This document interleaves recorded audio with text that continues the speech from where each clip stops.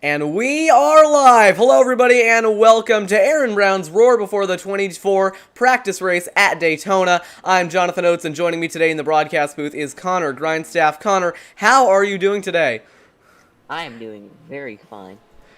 Well, I'm very glad to hear that. I'm doing very fine as well. Well, about as fine as I can be. I've ran into some technical issues very late last night, but I've got them all sorted out, and we should be just fine for the broadcast ahead of us. Today, lined up for you, we've got a multi-class 90-minute race at Daytona. With the LMP2 cars, the GTEs, and the GTD class. So we should be in for a very, very good race. I believe this is the first multi-class race that we've actually had on TMG. Speaking of TMG, it's the first broadcast down here in a while, so it's good to see we're back. Lots of people tuning in from home. We're very excited to have you on board, and we're very excited to get this broadcast started. Taking a look at the timing, it's going to be Luciano Santos F at the top of the board with a 133.2 over Will Orton with a 133.2 as well, but about, that's going to be 6/1000ths of a second off of Santos' time at the top of the board, so a very close race going on at the moment in the LMP2 class.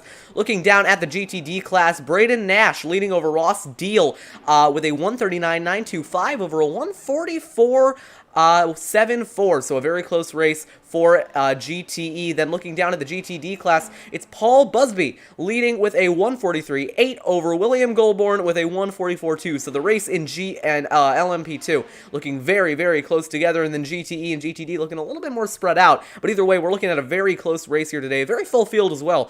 Over 40 cars currently registered for the session in a 90-minute race. I think we're going to see drivers go through a lot of traffic. Connor, you've had some experience racing in cars like these before. What do you think is going to be the key to the race today? Well, I know whenever I would drive these, it would just be trying to keep the car on the track, but I think we have a lot more experienced drivers in this field, so I really don't know what the key will be. Yeah, I'm thinking you're probably right about that. I have a feeling that really just being able to stay out of trouble and keeping the car on the track for a 90-minute race, I mean, that's going to be crucial. I think that another part of it is going to be traffic. You know, for the LMP2 guys, they're going to try and get around traffic as not only as quickly as possible, but as safely as possible. You don't want to wreck your car trying to get around slower traffic, and at the same time, you don't want to lose a bunch of time getting caught up behind a GTD. So I think that getting through traffic is going to be a big part of the race. Same if you're in the slower classes. I think that we actually have a pretty decent mix between LMP2, GTE, and GTD to the point where we're going to see a lot of classes kind of start to mix together. I think we're going to see it a couple of laps in, really. So I think that for the slower classes, your key is going to be letting by the leaders as quickly as possible without you losing too much time. And if you're the leader, you want to get by as quickly as possible without losing too much time. A couple of new things to the broadcast for today. We've got a new ticker software installed courtesy of SDK Gaming. So we've got the NASCAR 2020 theme loaded up, looking a lot more professional than before. So I think we're off to a good start in terms of looks for the new year. But yeah, Connor, I mean, I'm very excited for this race. We're under the lights at Daytona, and not only that, but these cars are going to have headlights, so we're going to see this track pretty much completely lit up. Connor, any other things that you think are going to be crucial to doing well in this race? Man, I don't really know. I have not really had time to prepare for this. So, just keeping your car on the track, staying out of trouble, and hopefully finishing the race. Will Orton has gone to the top of the board with a 132.8, about 4/10 ahead of Luciano Santos F. That's going to be the 21 of Will Orton up to the top, about a minute and 30 seconds remaining in practice. Like I said, I mean, I'm very, very excited for this race. The thing about Daytona is that it's just such a varied circuit. You know, you have those huge straightaways kind of off of turn 9 down towards the backstretch chicane, then off the bus stop, you just have a huge run down to turn 1, so I think we're going to see a lot of speed. I think that's where we're going to see a lot of traffic being cleared, really, throughout the race. I think it's going to be a big overtaking opportunity as well. I mean, this track is just so varied, so diverse. I think another thing is going to be there's a little bit of unknowns going into this race. Recently, iRacing updated the balance of performance, and specifically with the LMP2, they took a ton of horsepower out of it, and it made a lot of the purchasable setups basically unusable. So a lot of drivers who may have been trying to rely on things like VRS setups, they're not really going to have that anymore, and I think it's going to be a little bit of a wild card as we go into this race with this car having less horsepower, driving differently than it did before. I believe they've also changed the balance of performance a little bit in GTD and GTE, although I can't be certain on that. Just to run down to the classes really quick, the GTD class is going to be the prototype BMW along with the Lamborghini. The LMP2 just going to be the Dallara P217, and I believe I'm getting this right, GTE is going to be the Ferrari, Ford, Chevrolet, or not Chevrolet, I can't think of the right word, Corvette. And also, I believe the last car in GTE is the BMW. So that's your rundown of the race. 12 seconds remaining in practice before we're going to hand it on over to qualifying. Connor, I'm very excited. Any last words before we get into qualifying as we see one car going off the track? That's Will Orton sliding to a stop at the end of practice. I may be quite excited to see how Will Orton and Luciano Santos F run in this race. They seem to be really close in practice. And I think it should be an exciting race between those two. Yeah, I think we're in for a very close race. I think the LMP2 class is going to be a very fun class to watch. Loading up now into qualifying with a couple of drivers already deciding to take to the track. We're going to load up the ticker back here in just a moment. Qualifying currently underway at the Roar before the 24 practice race. Mike Kopak out on track now in that number 1 Corvette. Going out of the pit lane, getting ready for his first lap. Couple of the LMP2 cars going out as well. Nate Dean out on track now. But really, I think all eyes are going to be on the fastest drivers right now. Will Orton out on track. Santianos F out on track as well. Or Santos F out on track now. For simplicity's sake, I'm just going to call him Santos. Although our ticker is going to be a little bit weird. It's just going to say F on it. So, hope you're ready to get used to that. I think our first car out on track is Bradley Hulse, which that is a BMW GTD, so he looks to be probably going to be the first person to settle a lap, unless Isaiah Dupree can catch him. Well, Isaiah Dupree is in the LMP2, so it wouldn't necessarily surprise me. I'm not too worried about who's going to set their laps first. I'm very interested to see how this qualifying session kind of develops. 10 minutes underway here in qualifying. Like I said, Will Orton out on track, trying to get those tires warmed up, weaving it down the back straightaway, really relying on the downforce of that LMP2. It's not quite as much as you'd think. That car, I know from experience, can be a little sketchy out of some of the lower speed corners. I don't think it's going to be as much anymore now that they updated the balance of performance to take some power out of that car. But still, that car's not going to be as planted as you might expect in an LMP1 car. So here we come. Off NASCAR for Will Orton coming around to start their lap onto the front straightaway now in front of a very, very large crowd.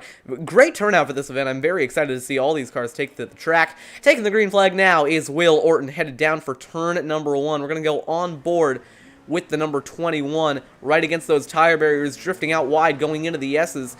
Just really trying to get all over those yellow rumble strips on the brakes nice and late into the first horseshoe. I mean, you can see down into first gear, really heavy braking, trying to extend that turn-in point as much as you can. A little bit slippery out of that corner. Headed towards the kink now and towards the international horseshoe. Hard on the brakes once again.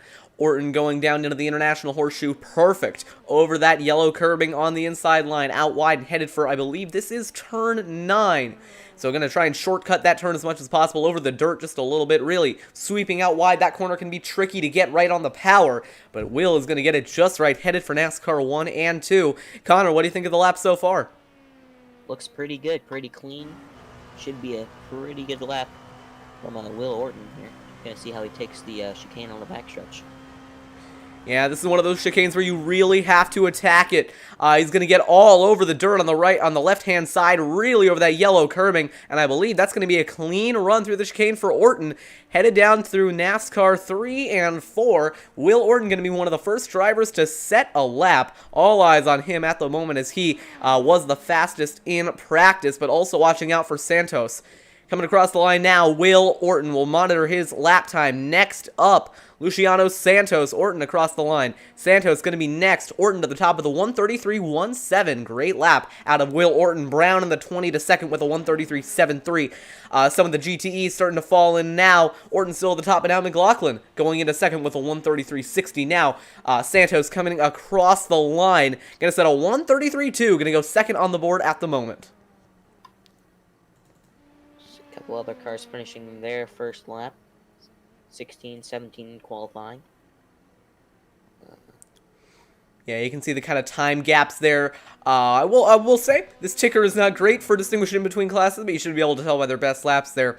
Kind of what class is what. You're going to see a pretty big gap between the GTEs and the LMP2s. Will Orton actually to second as Rosano goes to the top of the board with a 133 flat. So Federico Rosano to the top of the board. Great lap by him. Will Orton going to try and improve on this second lap. We'll see if we can pull up some timing details here. This is the first time using this new ticker, so I do apologize if not everything is perfect, but there we go. Will Orton down by a 10th in 1, 10th in 2, but a little bit down in Sector 3. It'll come down to Sector 4 for Will Orton. Or actually, no, sorry, that's the comparison time between him and Santos F. So he was a little bit slower than Santos in the 3rd sector last time by. Orton coming across the line, cutting the tri-oval to the line now. Will Orton comes to the line to set a 132.8, and to the top of the board goes Orton. We'll watch Rosano. That was his best lap faster than even his practice lap. 1 minute 32 seconds and 801 1/1000ths. Yeah, that was, I mean, truly an incredible lap. We'll see if Santos can knock him off the top of the board. It's only going to be 4th for Santos, not quite as fast as Orton. Rodriguez now to 2nd with a 132.84. So Rodriguez coming into the picture as well. A couple of players that I did not expect to see up here because we didn't really see them in practice. But Rodriguez coming up onto the board as well. Still Orton on pole. I would be surprised to see anybody challenge that lap of Orton's. Rodriguez did get a little bit close. The only other person to go below the 133 mark, so I don't really see anybody taking that pole from Will Orton. Wolfgang Hoffman on track right now. I know from experience, Wolfgang, one of the fastest road drivers that I know, but I don't know if he's quite got the setup dialed in or if he's quite too comfortable on this car. He's about a 2nd off pole at the moment. We'll see what he can do this time by. Jonathan, you must have never met me on a road course. I am the fastest person ever. Ah, yes, clearly the speediest man. Connor Grindstaff coming across the line now. I don't think it's going to be much of an improvement for the 05 Wolfgang Hoffman. He will stay 15th. Taking a look at some of the other classes now for GTE. It's going to be Braden Nash currently at the top of the board with a 139.747 over Ross Steele with a 139.993. Michael Jarvis, one of the only GTEs on track at the moment in that Ferrari, headed through the hairpin and back on a NASCAR 1 and 2. Jarvis looking to improve from 6th in class. One of the only GTDs on track, William R. Martin in the Lamborghini waiting in the pit lane. So it'll be down to Jarvis. We'll see if he can improve. He is currently at a 141.183, about 4/100ths of a second off of 5th. So we'll see if Jarvis can improve this time by. I think that's Dylan? Stefan. In LP2 that's out there right now. I don't think he's set a lap yet. I don't see anyone else. Oh, here we go. Yeah, I see. Dylan Steffen out on track now in the LMP2. Right now, we're just going to keep our focus on Michael Jarvis, trying to take 5th from Tim Darracott in GTE. Michael Rosario just cut the bus stop a little bit. Oops. That's his 3rd incident point. I don't think he'll be setting a qualifying lap. Yeah, unfortunately, once he cut that bus stop. Oh, it actually looks like that was an in-lap for Michael Jarvis, so no improvement there. He's going to bring it into the pit lane now. One of the only GTs on track, Steve Olden, looks like he's having some network issues. William R. Martin, I believe, still just waiting in the pit lane to go. So it's going to be Dylan Steffen out on track now. Entering the bus stop, it looked like he went to the grass. I don't know if he got an instant point from it, but no, he did not, even though he had, I think, both of his left side tires in the grass. We'll look at a replay in a moment. Steffen coming across. That might be his 1st lap, considering that he isn't cutting the bus stop. No, that might have been his 2nd lap. It's not going to be too much of an improvement. Steffen going to bring it to a halt on the inside of the racetrack. We'll take a look at a replay of his potential cut through the grass. I believe this is going to be through NASCAR 1 and 2. Then coming down the back, we'll keep an eye on it. You'll see he really gets off into the grass when he takes this left-hand corner. Should be able to see it right here. Oh, yeah, you can see. Looks like that might have been safe. You can kind of see from the chopper cam he had. The middle of his car was just about on that rumble strip, although he admittedly cut that one quite close. But it looks like that lap didn't. He might have actually disqualified it a little bit earlier because that lap did not count for Steffen. So looking back live, we'll go over the polls now. It's going to be Will Orton in LMP2 with a 132.801. Braden Nash in GTE with a 139.747. And in GTD, Paul Busby with a 143.938. Biggest surprise qualifying at the moment, Corey M. Bourdonnais right now in the GTE class, slower than the pole time in GTD. So definitely a disappointing performance for Bourdonnais. Stefan out on track now, trying to get a last-second lap in, but only 40 seconds remaining in qualifying. I don't think it's going to happen. 33 concurrent viewers at the moment, so thank you all for tuning in. I believe qualifying is just about to wrap up, and yes, indeed, Stefan not going to go for the lap. It is going to be Will Orton on pole, as we predicted in practice. Alright, well, who do you have going for the win here in this race, Jonathan? Well, I'm not quite sure just yet. I think we need to see kind of how it develops over the first fuel run, because I believe there are going to be two of those. Will Orton, I mean, he's definitely a favorite, at least in LMP2. I mean, the pole sitters are always looking good, but at the same time, different people can kind of save their tires better, keep the car going better for longer. I mean, I believe this is an open setup race as well, so different setups are going to interact with the track conditions differently. I mean, keep in mind, the track is evolving, it's getting hotter, it's getting colder, and that's going to affect the grip levels, so we'll see how this progresses. Alright, well, let's get it going here.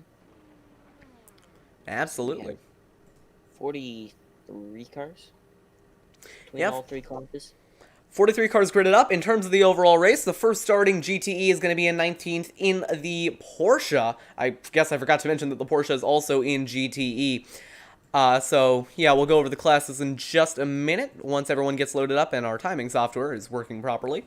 Right there you see the pole sitter, Will Orton, in that number 21 blue and white LMP2. I'm very excited to get this race started. I think turn 1 is going to be just the right amount of chaotic. I think we're going to have a lot of cars scrambling for not a lot of space, so we got to keep our eye on it. But, I mean, I'm very excited to see this race kick off. Never actually commentated over a multi-class race before, so it's going to be a new experience for me. I think I can say the same for you. But overall, I think we're going to have a fun race. Should be exciting watching them go off into turn 1. Should expect a couple incidents here and there. So, we'll see how that turns out. Yeah, I think it's going to be interesting. I think that we're going to see a very exciting race, and we're going to have a couple of dramatic moments. I think we're going to have some very good racing, and overall, we're going to have some fun. So get ready, guys. Everyone gridding up now. Let's get this race started. Come on, grid up faster. I'm bored of waiting. I'm kind of excited to see how a couple of these LMP2s that are starting at the back. Rosero calls us Stefan, who didn't put down qualifying laps, starting behind a bunch of GT cars. Yeah, that's see how they make their way up through the field. That's the thing. If you disqualify your qualifying laps, like I think Rosero did, you know, you're kind of stuck. You're behind the 8 ball. You have to work your way through faster, through much slower traffic. Not even that far into the race. You know, typically you'd have to wait a couple of laps if you're the leader in LMP2 or at least in the front pack to really have to work through that traffic. But now these guys have to work through it basically right away. So that's going to be an extremely difficult challenge, especially when you consider the performance difference between an LMP2 and a GTE. You know, it's not quite as dramatic as it is between GTE and GTD. Or sorry, it's much more dramatic than it is between GTE and GTD, especially when you consider the straight line speeds, the downforce. I mean, there's just a lot to consider when you're trying to work your way through slower traffic, and it's going to be interesting to see these guys struggle to do it. Fastest driver in qualifying was Will Orton, so he's going to start on the pole. Well, I've never driven an LMP2, and you have, and you've never driven a GTE, and I have. So, you asked me about the GTE, so, what's kind of fast for LMP2s here? Well, I've never really driven it in race conditions, but I do know that the general way that you want to drive an LMP2 is just treat it like, almost like an F1 car, just with a lot less downforce, because you have a lot of straight line speed, and you have a lot of cornering grip, but you don't have quite as much downforce, and you got to be a lot more careful on the throttle. I think one of the big keys to the LMP2s here is going to be those big flat-out sections with these drivers. I think they're really going to use the draft with. I think that you might even be able to take advantage of a slower car as you're going through there. As cars are starting to roll off. Yeah, I'm definitely very excited. Ready to watch the start here. Will Orton lining up from the pole. A little bit of a stack up behind. I believe that we might be doing a staggered start here with the LMP2s rolling off first. So we'll be able to monitor everyone's progress down to turn number 1. Get ready, because we should be in for a very, very good race indeed. All right.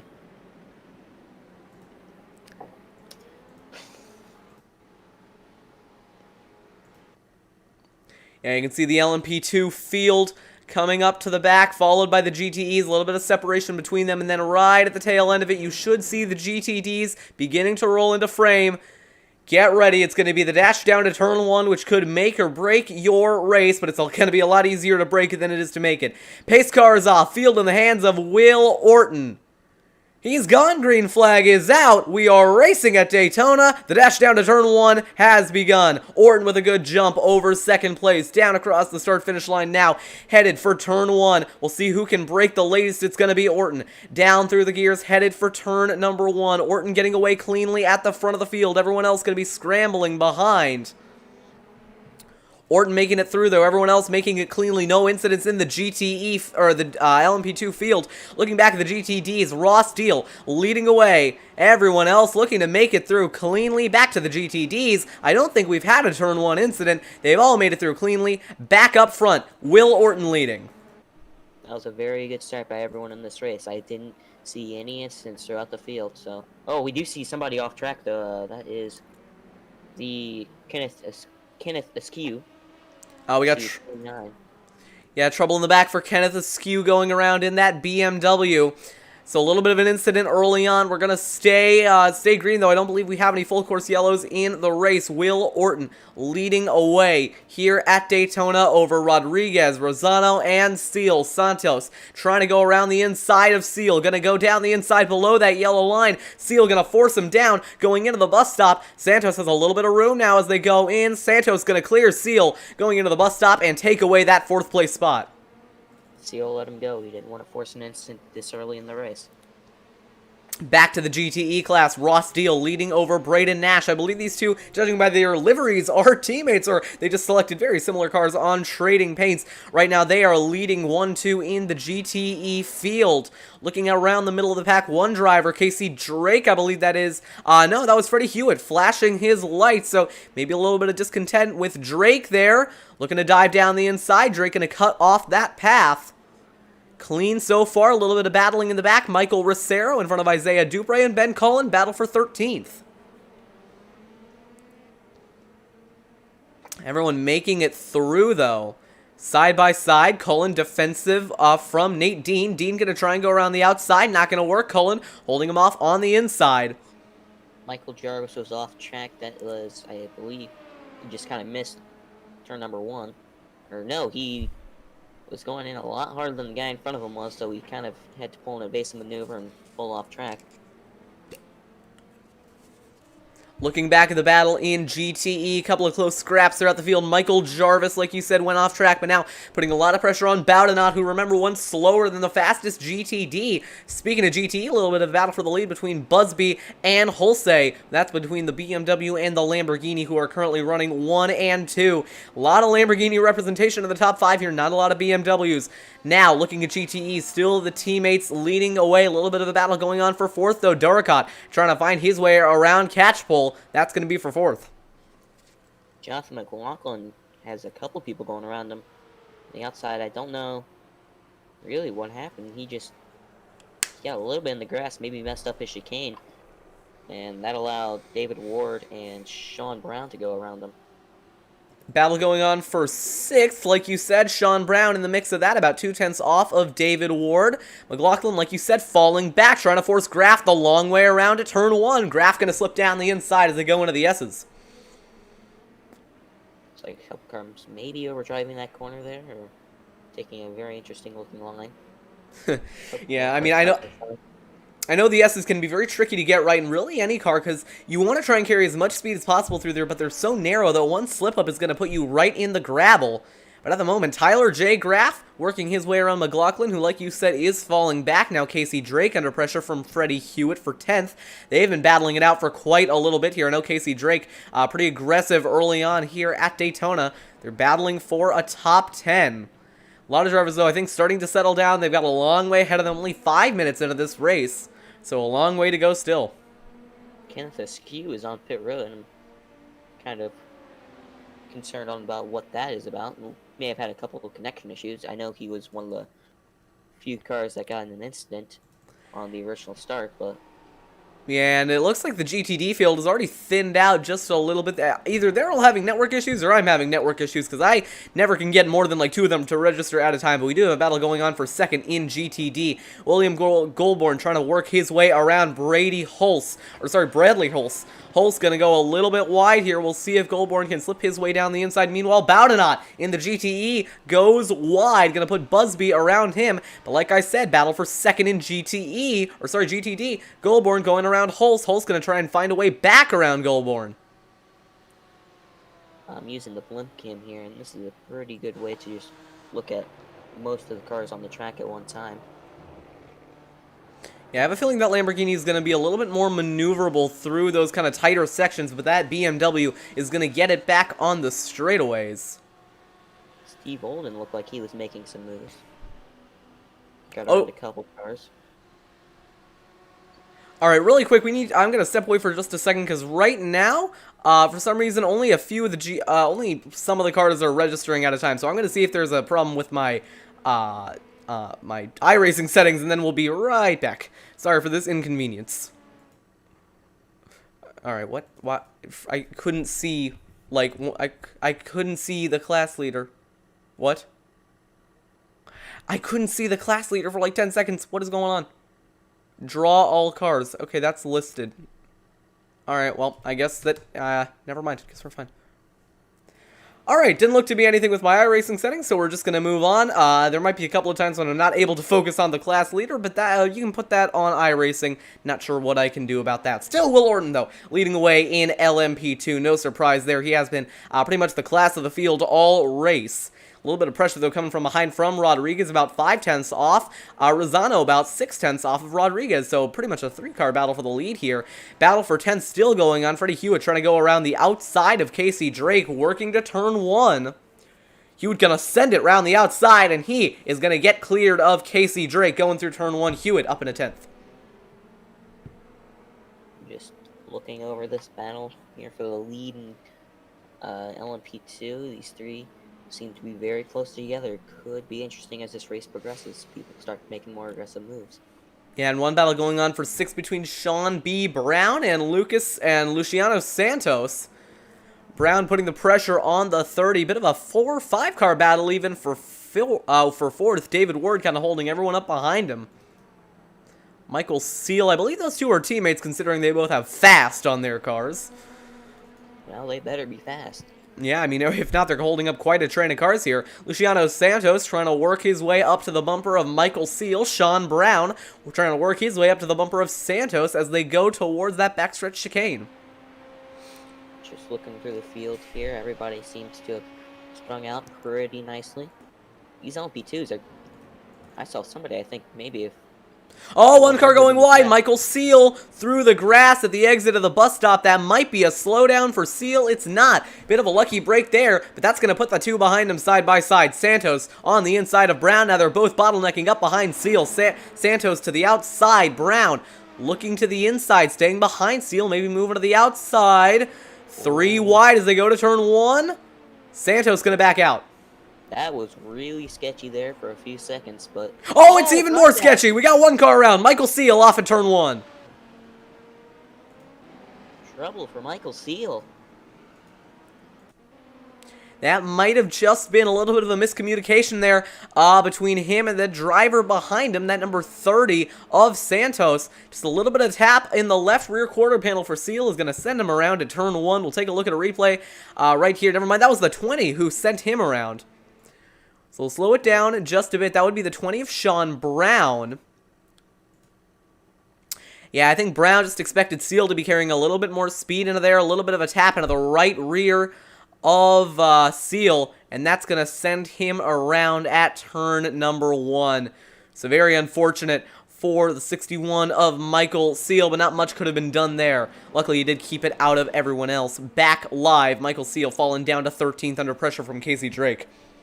I don't think Seal is too happy with the driver of the 20. He gave what I could only assume to be a sarcastic thanks in the driver's chat, so it seems he has already had a hiccup in his race. Oh, Casey Drake just missed the bus stop, went straight onto the backstretch chicane. He's going to have to serve a slowdown for that. Taking a look at some of the other classes, which all of them are completely lagged out for me, so that's fun. Will Orton under pressure. Rodriguez trying to go around the outside at turn 1. Casey Drake tried taking the optimal line through that corner. I don't think iRacing liked it, though. I mean, hey, the straightest line is the fastest line.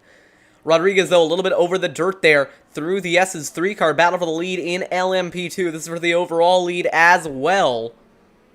Got some nice racing between Tyler J. Graff and Sean B. Brown. And another car in the mix there. That's Santos. Yeah, Santos. I don't know how to say his first name. Luciano?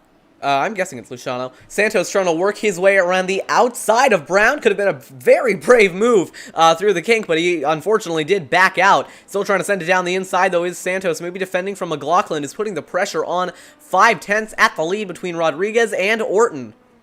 We got about, like, 5 cars here underneath the blanket.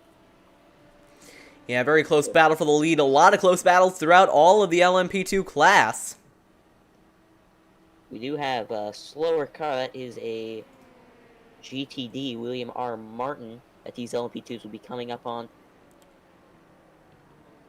I think I'm behind you, actually. No? You might be. No. Yeah, they're going to work their way around the outside, and that's actually going to stack up Rodriguez just a little bit. It's going to put him about a second back and in striking range of Rosano. How are you in front of me? I don't know. I'm, like, live. Anyways. Yeah, so there might be a few issues with the ticker by saying out. I don't know why, but my iRacing has decided that it doesn't want to like register all of the cars on track. So just keep in mind that that's probably not entirely accurate. Rosano still trying to work his way up to the bumper of Rodriguez. And just so you all know, I do have like draw all cars set, so I'm not really sure what's going on there. They're going to be battling for second here, about 8/10 between them at the moment. Rosano had to work his way around slower traffic.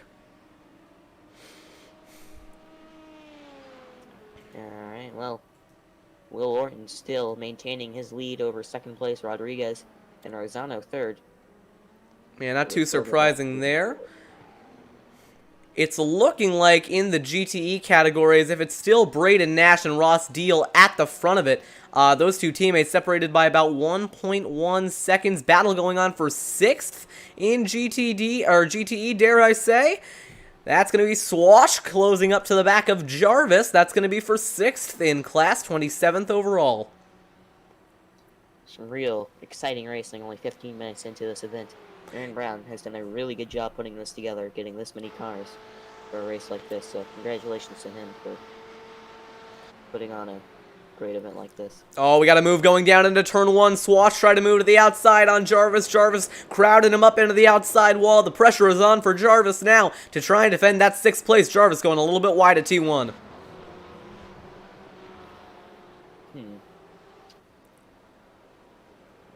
You see Swash really trying to put the pressure on. I believe that BMW GTE just a little bit more handy than that Ferrari. Of course, these cars are not, despite the balance of performance, not all completely equal.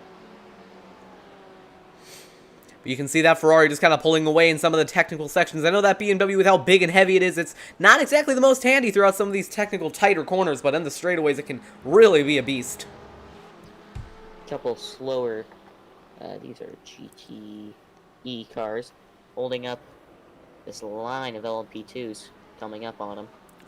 Speaking of LMP2s, I believe this is what you're talking about. We got Rosano trying to work his way through traffic right behind the 11 of Rodriguez. So they're working their way through the GTE field. Rosano going to have to weave his way between a lone, for, I believe that's a Corvette, and I think another BMW in there. About 5/10 between them. Battle for second is on. Back up here, Will Orton just cruising away. Getting past the slower GTD car, Paul Busby, who is your leader in GTD. Battle for third going on in GTE. Sorry to cut you off there. We got Catchpole leading away over Daracot. That for the final spot on the podium. 2 BMWs battling it out. Actually, a third BMW with Saunders in the mix, about 6/10 back. If I can find that battle. That's going to be third in class GTE. I'm trying to get there. No, it's not. Well, there it is. Now it wants to load. That is a pretty nice looking battle we got going right here between these 3 BMWs. Yeah, I know you know your way around a BMW quite a bit more than I do because you're going to race them in that Endurance League coming up. I've never really driven a GTE car, but what I do know is how cars drive. They go fast, I think. Battle for third. Catchpole still leading away. Now about 2/10 between Saunders and Daracot for fourth. Yeah, cars go fast until you don't know how to drive them like me. At least never been suspended before. Oh my god. Back on the loud pedal is Daracot trying to get that slipstream off a Catchpole while Saunders gets the slipstream off of Daracot. We might have a three-way battle going into the backstretch chicane if Daracot can put the move on Catchpole. Aaron Brown says the first pit stops will come around 55 minutes to an hour left for LMP2. Oh, here goes Daracot looking down the inside. Not going to make it work. Catchpole cutting back in front of the 84. And yeah, like you said, pit stop's coming about 55 minutes to an hour in, so thank you for that information, Connor. We'll see if Daracot lines up a move going into T1. He's going to be in the slipstream. He might be in range to do it. He's moving to the outside, trying to get a run. No yellow line rule here in road course racing at Daytona, so we'll see if Daracot tries to put the move on below the yellow line. He's going to try the outside going into 1.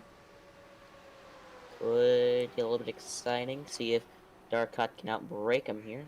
He's going to hold with him through that first section of T1. Nice and wide for Saunders, trying to get the cut back on Daracot. Daracot not able to put the move on. Battle for second in LMP2, heating up again. Rosano moving to the outside of Rodriguez. A lot of drivers trying that outside move into turn 1. That seems to be working for a lot of guys, especially when you get a nice draft in the LMP2.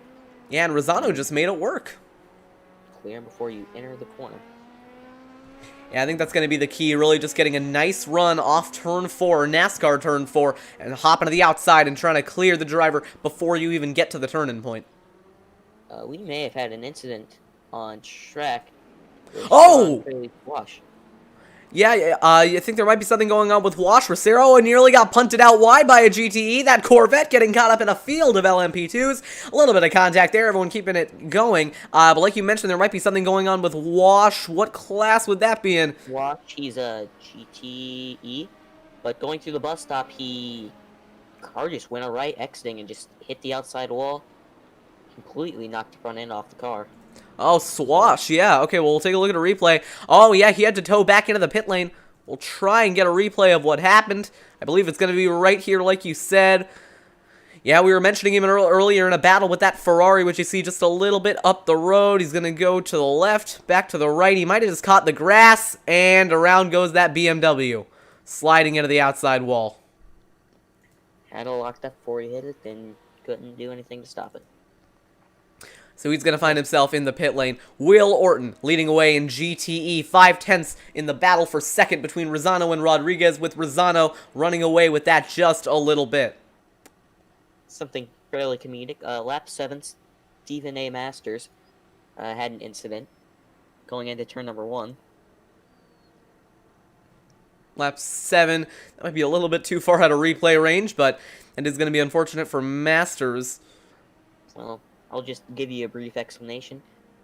Starts lap 7, goes into the corner, hits the brakes, maybe a little bit too late, and car just goes to left and then pow into the tire barrier, pit wall. Yeah, a lot of these cars can be a little bit sensitive with the weight transfer. I know, at least from my experience driving a GT3 car, which vaguely translates to GTD, is really, you couldn't really spin it out by being too aggressive with the car. The way that you spun it out was getting it destabilized, and I think if the driver is able to do that, then that's where we're going to see the main problems. Meanwhile, a bit of a surprising story here. Luciano Santos, currently mild back in the 6th position. Definitely not a very impressive showing for Santos, who showed great speed in practice. Connor, what do you think's up with that?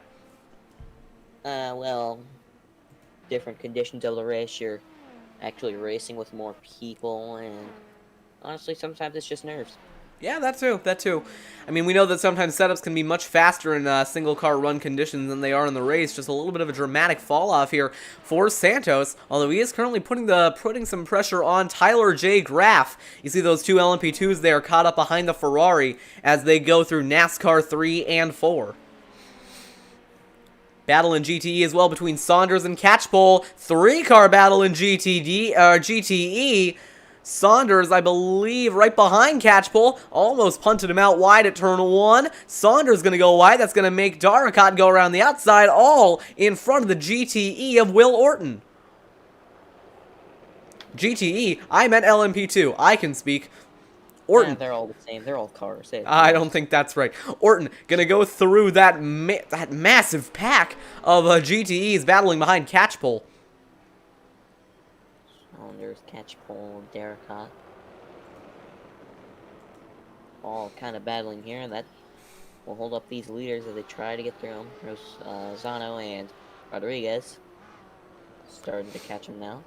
Yeah, Saunders is looking a little bit more comfortable on the brakes, I think, than Catchpole. I think Catchpole maybe getting a little bit nervous with all these drivers kind of following behind. It's really weird, but in racing, drivers tend to have a much better feel of things when you're behind another car. I think it might just be because you get a little bit more of a feel of how everyone else is doing, but at the same time, oh, that's getting a little sketchy. Rosano having to go down the inside of the two GTEs battling for position, and that's actually going to hold up Rodriguez behind the two BMWs battling for third in class. So that's going to be very unfortunate. Meanwhile, Saunders getting ready to put the move on Catchpole. All of this in front of the LMP2 of Rodriguez. You have to think those LMP2 guys are cussing these GTE guys right about now, getting in their way while they're trying to race for second. Yeah, you know, at least from my oval racing experience, I know how frustrating it can be when a lapped car races you like that. I can't imagine if that lapped car was 10 miles an hour slower on the straightaways than me and still held me up. That would be pretty annoying. Saunders still looking at a move around the outside of Catchpole. Defense. Oh, yeah, one LMP2 going out wide. I believe that was Ward. Yeah, David Ward, I think he just locked it up going into turn one. That's going to put him behind just a little bit. He's going to have to work his way through these this field of GTEs, and that might get Tyler J. Graff closer to his bumper. Talking about these lap cars, going through the front stretch there, we had... Oh, David Ward went out wide into the grass just a little bit, trying to get around Catchpole. Sorry to cut you off there. Continue on. We had Catchpole lapping the GTD of Martin, while Ward was lapping Catchpole, so they went 3 wide going down the front stretch. Yeah, That's really interesting. I think the sketchiest thing you can get is when you have a close battle in 2 different classes as they're trying to lap each other. That gets really sketchy really fast.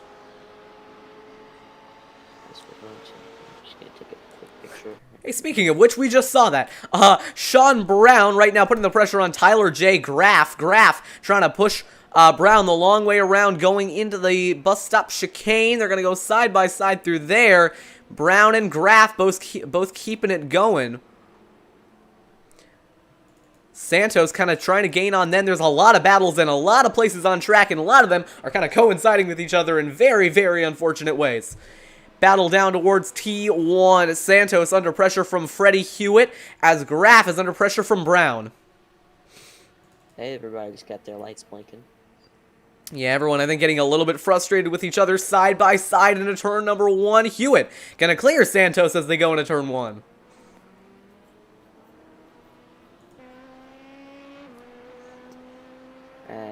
Oh, Santos putting the move back on Hewitt, though. Going down the inside into the horseshoe. Not gonna make the move stick.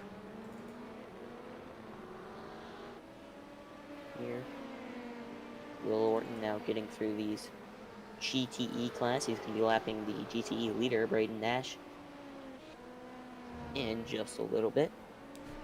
If I can bring your attention back to this battle for third in GTE, it's been very close for a lot of laps now. I think Catchpole might be starting to hold up Saunders just a little bit. They're going into the hairpin now, going to be coming back out onto the oval.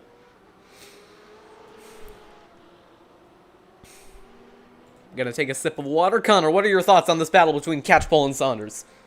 I'm being honest, not even watching it. That is a battle, alright. Those are cars, and this is a track.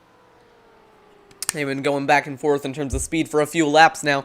Saunders still trying to put the pressure on as they go into the bus stop chicane. We're already all getting to an hour to go in this race. This has just been flying by. We've seen some great racing pretty much from the moment we went green. Unfortunately, not too much great racing in GTD. Everyone pretty spread out. It is, I believe, the smallest class on display tonight. So a pretty spread out field with Paul Busby leading that class at the moment. Pretty shocking, too. I would have actually expected the GTD, GT3 class to be a lot more populated, but at the moment it's looking like everyone wanted to go to the LMP2s, and to be honest, I can't blame them. We are seeing some great racing here in this LMP2 class. Well, Jonathan, would you rather contend for a win in a class or contend for a win overall? That's a good point, actually. That's a good point. As watching this battle between Saunders and Catchpole, this is a very good battle. Saunders trying to make the move on him, trying to find the correct opportunity to do it. Yeah, I believe Saunders is from iRacing UK Team Racing. I believe that's from one of our participants in the chat. By the way, thank you all for tuning in. Couldn't be doing this without you. Saunders putting the pressure on Catchpole as they head through the horseshoe. One car, Daracot, going out wide and maybe holding up an LMP2 behind him. I believe that might actually be, that's not Will Orton. That's just a very similar paint scheme to Will Orton. Catchpole was still with a lot of pressure from Reese Saunders.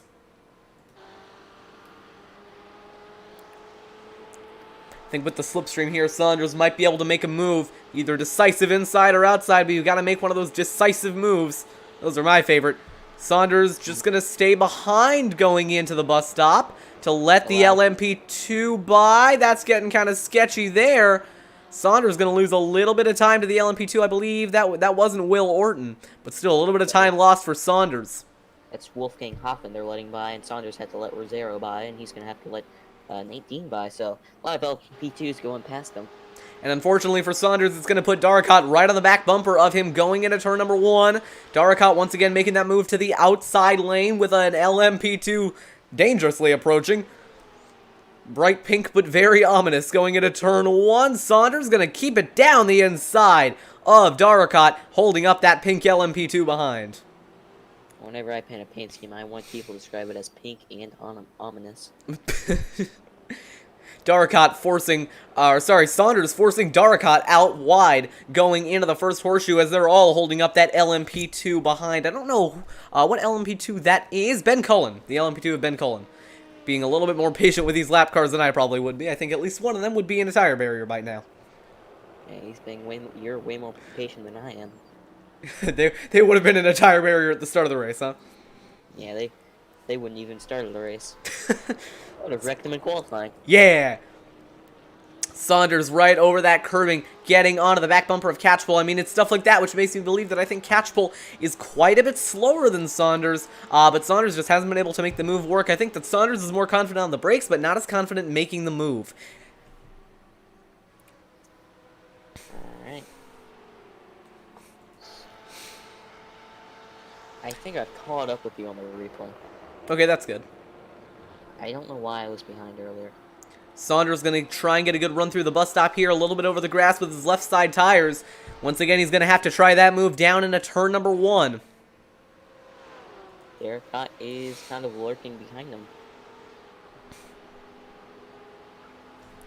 Going down to turn number 1, Saunders trying to go to the outside of Catchpole. He could consider the inside lane if he wanted to, with an LMP2 approaching red and ominous. This is a lot of LMP2s. I don't know if this is going to work, boys. Alright, we got one by.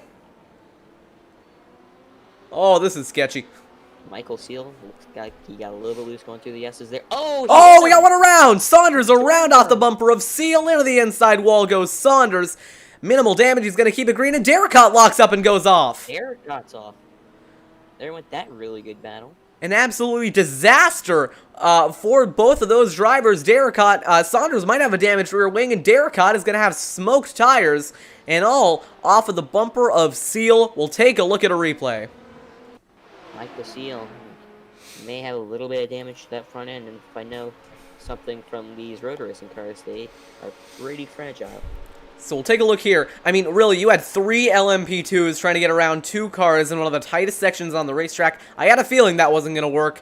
It just didn't work a lot worse than I thought it would. So you see right there, Kalza goes a little bit wide, and through the S's, you're going to see, first of all, Kalza going off track, kicking up a ton of smoke, and Seal trying to scoot to the outside of Saunders is going to tap him up the rear end, spin him around. Seal going to go sideways, lucky not to spin out himself. So that spins that car around. It actually puts Holman on the, or not Holman, I don't know who that is, but someone goes down the inside of Saunders, and then you see Daracot just locking up and going straight off. Sounds like people are pretty upset. Aaron Brown says over race control, let's calm down over comms, please. So sounds like a lot of drivers are getting upset with each other. Yeah, in general, that was just a really messy situation. Last look at what happened to Darkot here. I mean, as you know, these GTEs don't have any ABS, and I think he just got a little bit too aggressive and slid out wide going into the horseshoe. Back live. Well, yeah, I don't think that's the optimal line through that corner. Absolutely not, no. Oh, the gap at the front for Will Orton is... Never mind, that was just a scoring error. For a second, I thought it was under a second. We're good. Will Orton maybe got really slow for a second.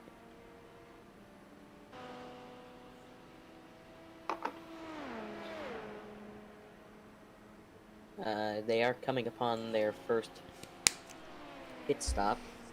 I don't know if Aaron said that it was an hour into the race or at the hour mark, so we'll see. I'll look back through it, see if I can find it. Because that could either mean with an hour remaining, or it could mean at 30 minutes remaining. So we'll see.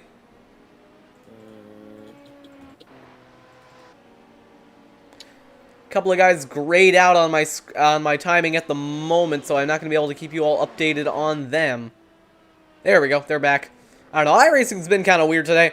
Everything has been very weird in terms of technology today, but we've powered through, and we've gotten to the point where we can give you all a broadcast. At the moment, everyone a little bit more spread out, except for this battle in LMP2 between Casey Drake and Eduardo Calza.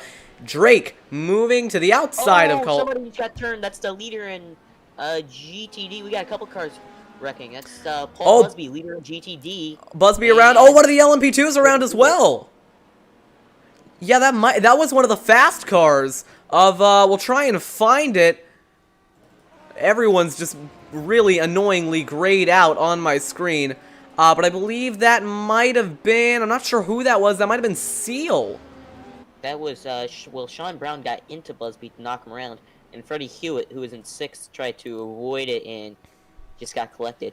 Alright, well, we'll take a look at a replay now. That looked like a multi-car pileup.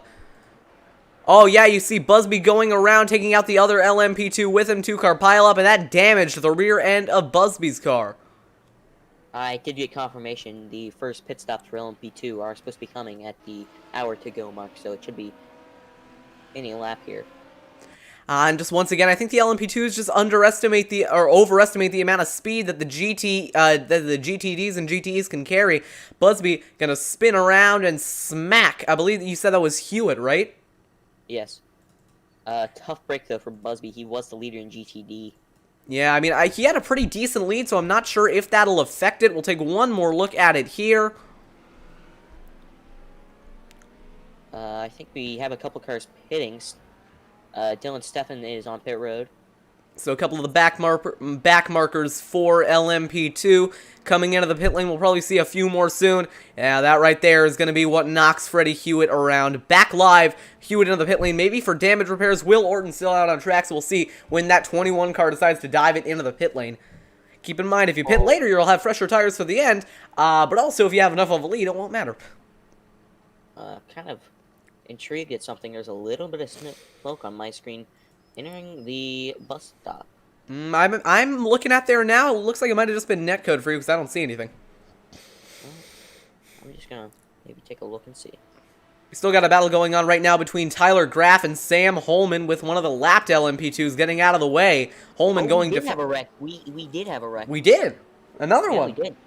Yeah, another one. Who was it this time? I'm looking... Oh, one car locking up. Tyler J. Graff going into the International Horseshoe. Locked up, trying to put the pressure on Holman. What were you going to say? Sorry, my, C key locked up. Oh. Anyways, it was, Michael Rosario entering the bus stop. Bradley Holst was... He was lapping Holst. About a 30-mile-an-hour difference. Holst, I think, was just trying to get out of his way, and...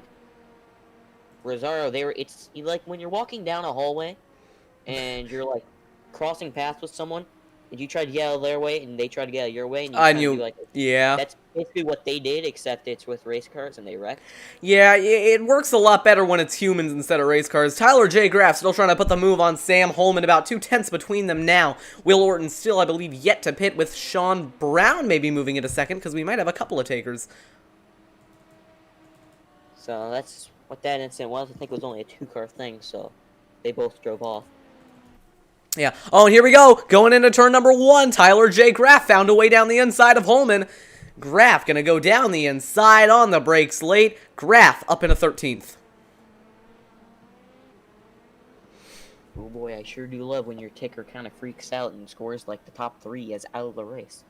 Yeah, I don't know what's going on with that. I wish it would stop doing that, but for some reason iRacing just decided that it doesn't want to register all the cars as existing. Hopefully it'll be cleaner for other forms of broadcasting. Like, Will Orton into the pit lane. Will Orton's coming down. about to mention, Orton is pitting. He surrenders the lead to Rosano, who stays out.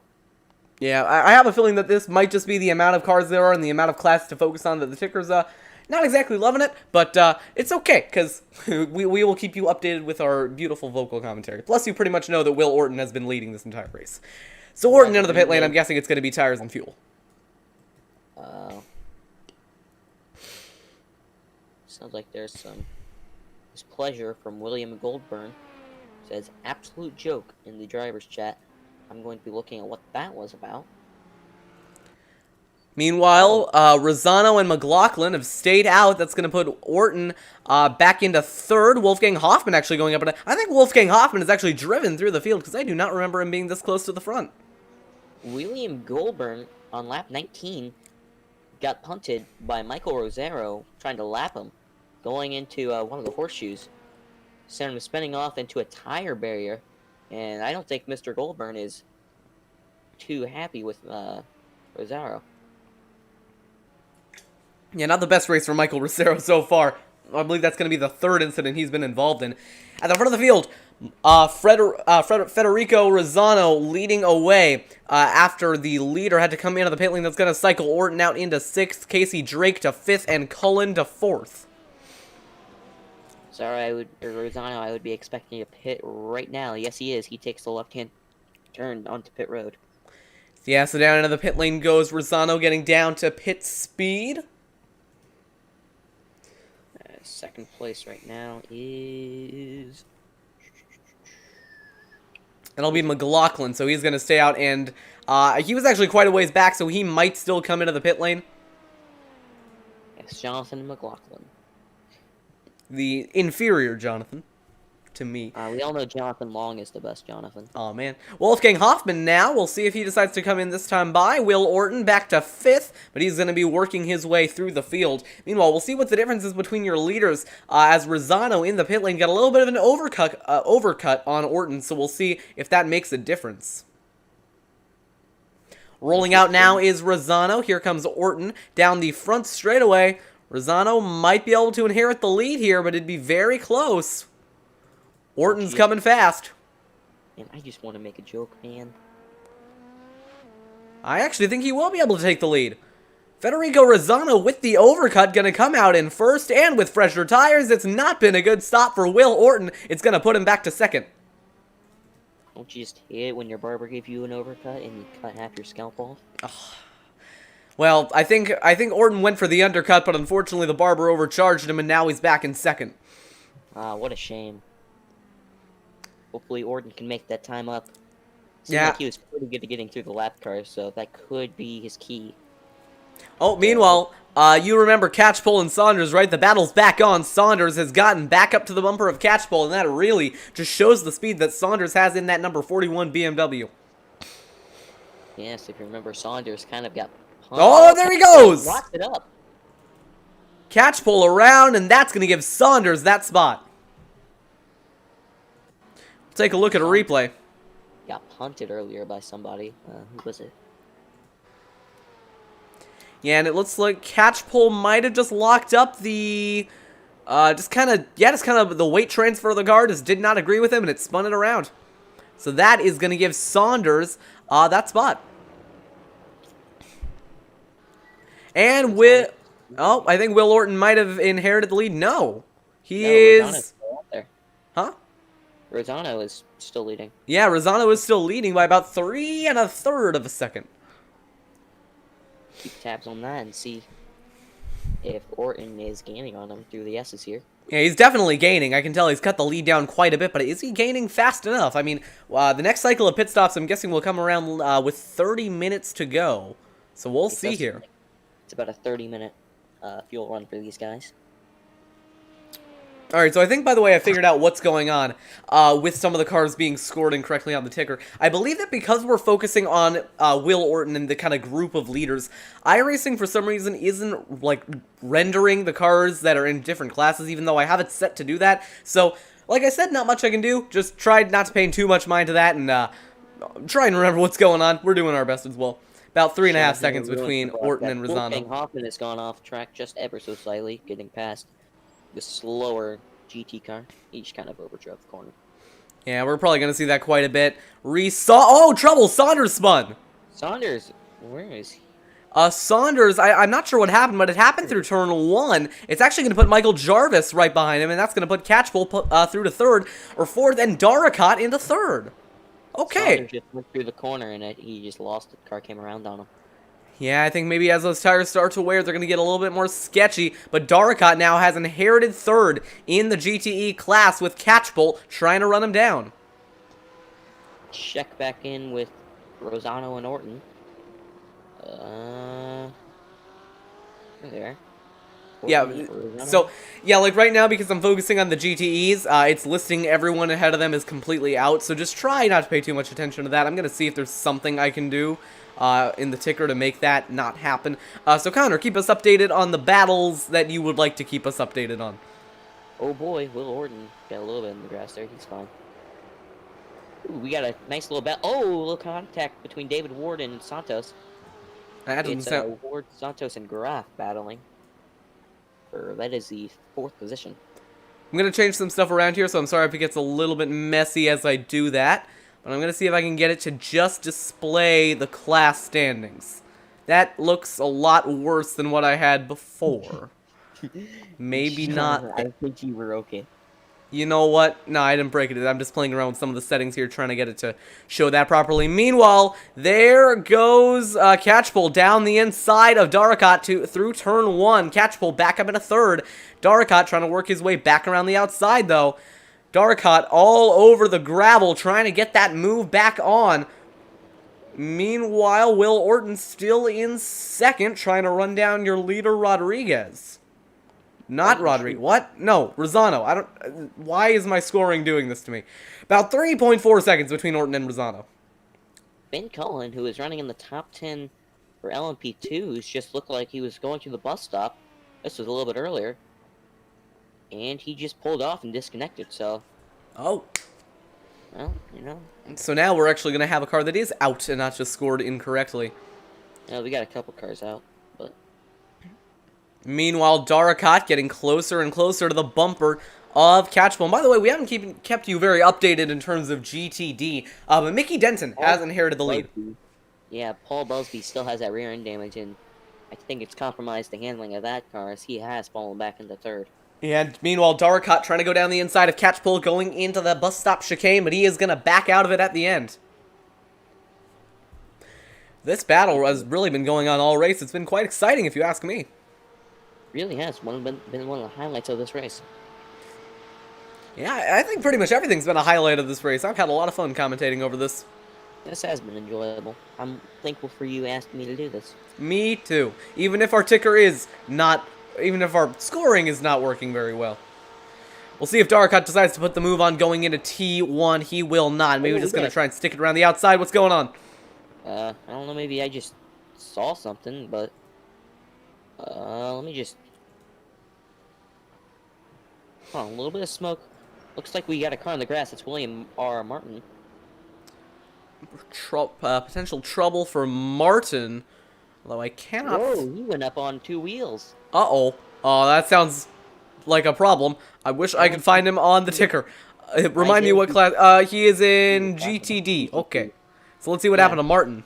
Isaiah Dupree was lapping him, exiting the bus stop, and he just kind of hit him. Yeah, I see the problem now. Oh, yeah, I think I'm gonna see the issue right about... Oh, actually, it looks like Martin might have gotten a little bit loose coming out of the bus stop and slid down into the LMP2. Still a exciting looking wreck. I don't know if that's the right word, but... Yeah, you can see the LMP2 just swooped up on the back of him, and Martin got a little bit loose, came down on the LMP2, up on 2 wheels, and very lucky not to flip in that. But that did end up taking out one of the LMP2s from that battle. Back live, Darkot is working his way around Catchpole. Catchpole out wide, Ooh, locking up and through the bus stop. Biffed it.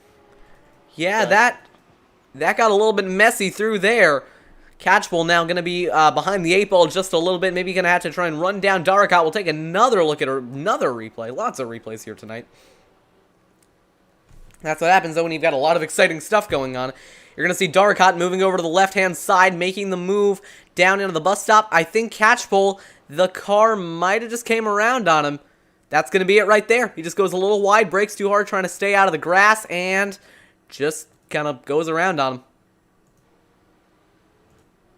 William Goldburn is saying that Michael Rosario wrecked him on purpose.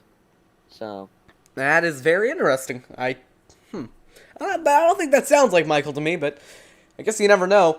In terms of LMP2, in a very shocking development, Will Orton has not only lost the lead through pit cycles, but also fallen back from Rosano. So Rosano's starting to run away with this. Huh. Well, you'd have to be thinking right about now, if you're Will Orton, that how can you get this lead back in another way that isn't just straight up outrunning him? So he's probably planning ahead for about, that'd be what? Yeah, about 15 minutes in advance, yeah. A little bit of a battle going on in LMP2 between Nate Dean and Wolfgang Hoffman. That battle for looks like just around 10th, if our ticker is correct. Okay. Ooh, look like maybe. No, that's not. It's nothing. Hoffman going to the high side, getting the run into turn 1. Nate Dean trying to put the pressure on, but not quite getting there. Paul Busby has still yet to pit for that damage on the rear end. I'm hearing battle for the lead in GTD. I see a 13-second gap between Denton and Brown, so I'm not quite sure what you're talking about, Aaron. That was kind of a while ago. That would probably explain it. But there is a battle for, looks like, 10th going on in LMP2, so we will be witnessing this. Now it's showing Orton in the lead, but that's going to refresh in just a second. I still have no idea what's going on with this. It shows Orton in the lead, but out of the race. Okay, you know, That's some NR 2003 stuff right there. Yeah, there's got to be a way. Yeah, now we have Rosano back in the lead. There's got to be a way for me to, like, fix this, right? Like, right? I mean, I think the kicker you're using really wasn't optimized for racing. You know, that might be true. That may be true. I could try loading up another one really quick and see if that works any better. You could. Would it be worth it, though? Probably not. Is there a battle going on track right now that I should be paying more attention to rather than this? Looks like the... Well, here's one. That's going to be Nate Dean moving to the outside of Wolfgang Hoffman as they come into the tri-oval. Hoffman going to try and defend on the inside. Not going to work, though. Nate Dean with the run. Going to swoop around the outside and clear him before they even get to the turning point. So Hoffman has been cleared for 10th. Hoffman got a little bit loose going through the corner there. Yeah, but now Nate Dean's going to be caught up behind. I believe that's the GTE leader, Braden Nash. I believe that looks like Phoenix Racing on the side, although I can't really read that. Props to him. He's run a very good race. Absolutely. Yeah. He's kept it out of trouble, kept it very much clean. Now that we say it, he's probably going to get wrecked by one of these LMP2s trying to lap him. You know, maybe. That has happened to me before. That'd be quite unfortunate, but I doubt that happens. Yeah, so Wolfgang Hoffman's still trying to maybe get back at Nate Dean. What were you going to say there? I saw a little bit of smoke in the background. Going to see if I can find what that was from. While you're doing that, I'm going to move up to this battle for 4th between Santos and Graf. Graf about 8/10 back of Santos. You see that LMP2 a little bit off in the distance. And pit stops for the LMP2s coming up in just about 30 minutes. Or 10 minutes. I don't know why I said 30.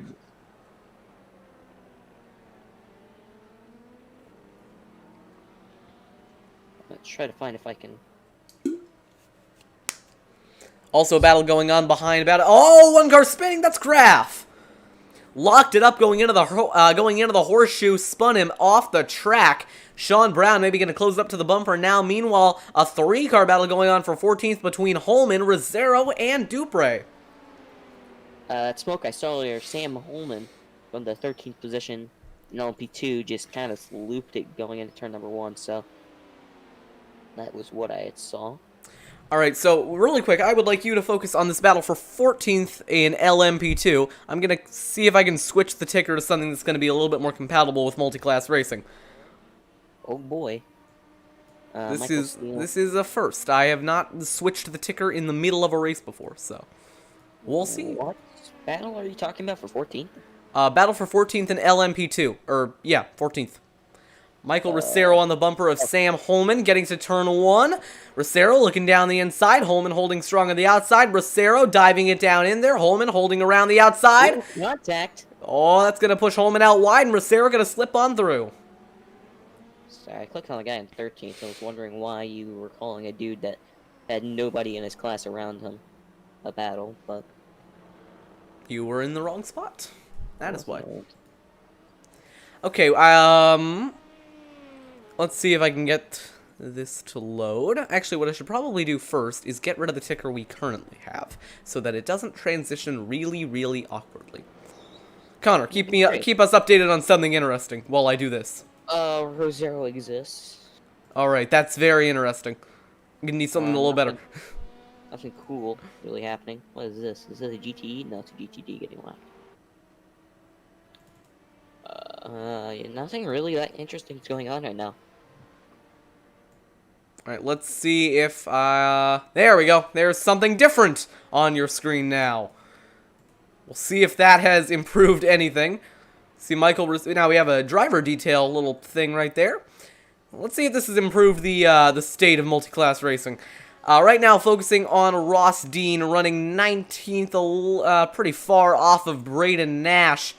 So at the front, nope, okay, so clearly it's just an issue with the scoring, so I'm going to switch it back so we don't have a weird, like, dual ticker going on. Something happened to Federico Rosano. Is everything alright with Rosano? Ignore the ticker as I transition it back. It's going to be a little bit sketchy for a second. He got passed. I think Will Orton just drove him down. Really? Yeah. That's surprising. He made up a 3-second gap without any of us noticing? That wouldn't surprise me. Sometimes we miss things. But Rosano's still going to be on the bumper of Orton. Let's see if we can find a replay of the pass. I just looked and saw that Will Orton was getting scored in front of Rosano, so... Yeah, so, oh!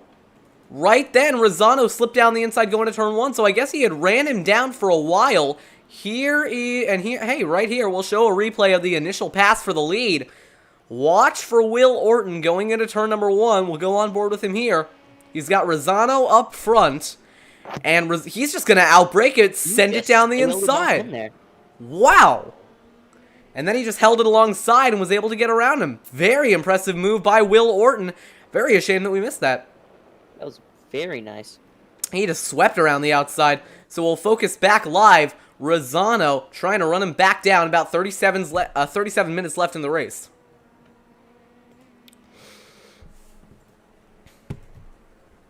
Rosano might start falling back now. We know how strong Orton is once he is in the lead.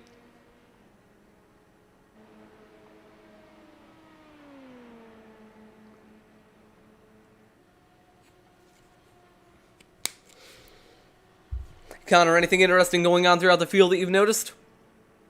You know, not really. I think at the moment, yeah, everyone's getting a little bit spread out here. I don't know how we missed that pass for the lead by Orton. There were so many battles going on track that we just missed it.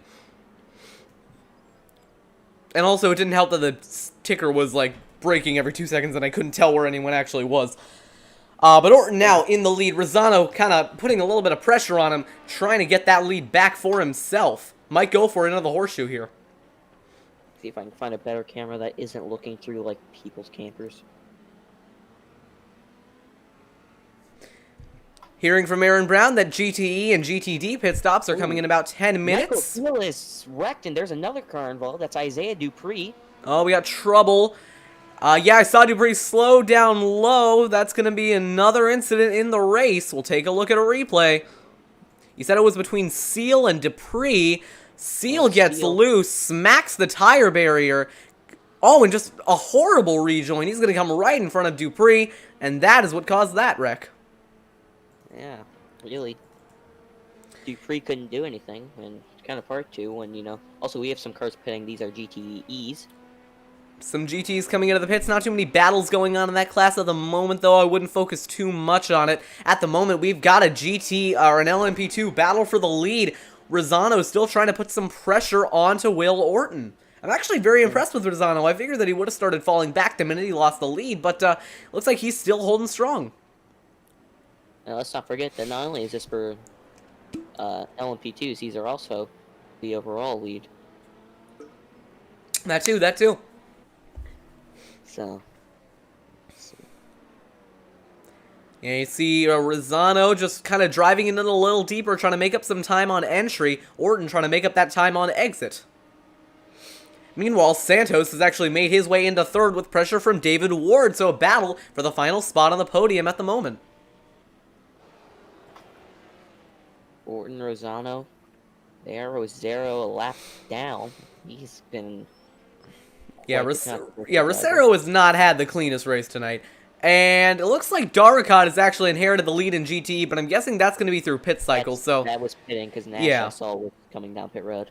Yeah, so expect Darrikat to come back down, the pit lane in a minute and lose that class lead. Rosano, right now, really trying to put the pressure on Will Orton. Only about 3/10 between them. I mean, it could be possible for Rosano to fight back for the lead here. Oh, here comes Rosano. That lap car kind of held Orton up entering the corner there.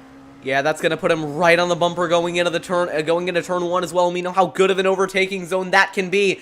Rosano moving up the track, trying to charge up an entry. He's probably going to sling down the racetrack, get a bit of a run here. Rosano on the outside, trying to take the lead back into turn one. If I was in these two positions, I probably wouldn't be in these two positions, actually. Yeah, so here we go into turn one. Orton sending it down the inside. Maybe a little bit of late braking. Orton keeps it straight, though. Rosano fighting back, moving down to the inside, looking on the outside, back to the inside. Trying to get the move done into the horseshoe, not going to make it work. Rosano fighting for the lead. A great battle going on in LMP2 at the moment.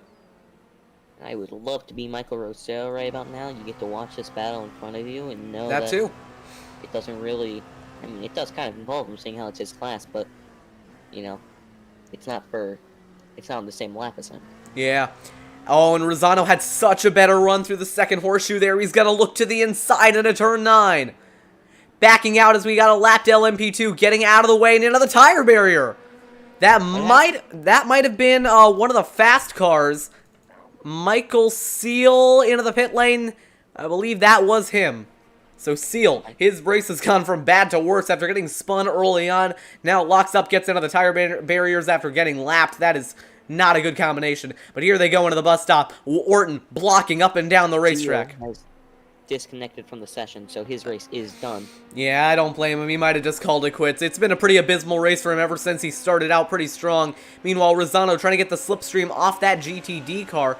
It's helped him a little bit. He's gaining on Orton, but he's not going to be able to make it work in one. Orton swerving around the track, trying to break the slipstream.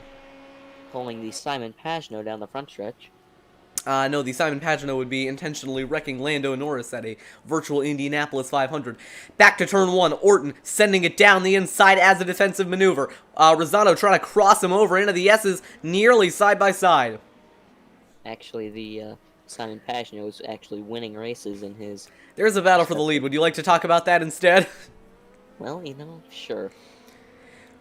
Yeah, like I said, I mean, Rosano, I think he's better through some of the technical sections, but Orton, I just think he's such a good defensive driver, it's going to be hard to pass him. And in other news, we've got pit stops coming up. So they might try and alternate laps. They probably don't want to pit at the same time. Such a better run for Rosano through there. This has really been a quite exciting battle after that first round of pit stops. Oh, look at Rosano really trying to cut the grass. I mean, I think he knows that he can afford to give up a little bit on exit because he's going to have that slipstream down the straightaways. He's going to have that suck through the corners. Thanks for phrasing it exactly like that. Now to the outside, Rosano. There's going to be a GTD in the way. They're charging towards the bus stop. Rosano looking inside. Orton sweeping back around the outside to keep the lead. We may have had an instant car through the bus stop. Oh, Saunders Uh-oh. was lapping. See, Saunders, he's a GTE. Yep. Yes, He was GTE. lapping a GTD car, and he hit the brakes to try not to run over him, and just lost it. Yeah, that's also going to put him in a very unfortunate position going for turn 1 right in front of the battle for the lead in LMP2. He's going to force Orton over the grass. That got a little sketchy. I would not want to be Saunders right about now. I would not want to be Rosano right about now. Because he almost got the tail end of Saunders. Whoa, he got the front end of Saunders.